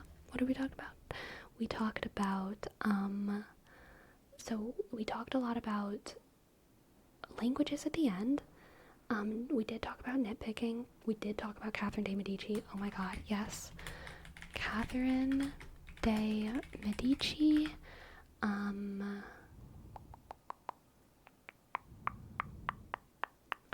What did we start the stream talking about? What was the beginning of the stream? Theater, right. Theater stories. We did talk about parasocial relationships, yeah.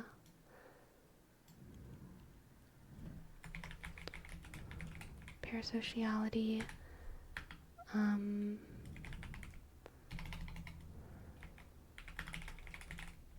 How's this?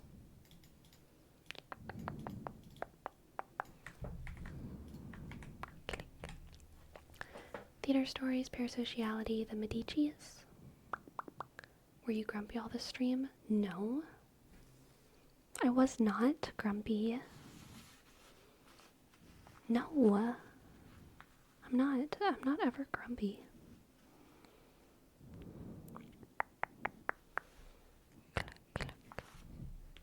Okay. Let's see, who are we gonna read? Who are we gonna read? Who are we gonna read? Night Shifter ASMR. Night Shifter ASMR is where we're gonna read. Good night, everyone. Tula, Tula, Lele. Tula, Tula, Lele. Tula, Tula, Tula, Lele. Good night, good night, good night. Thank you so much for spending this night with me. It was lovely. I'll see y'all again soon, okay? Wednesday. Tula, Tula, Tula, Lele. Tula, Tula, Lele.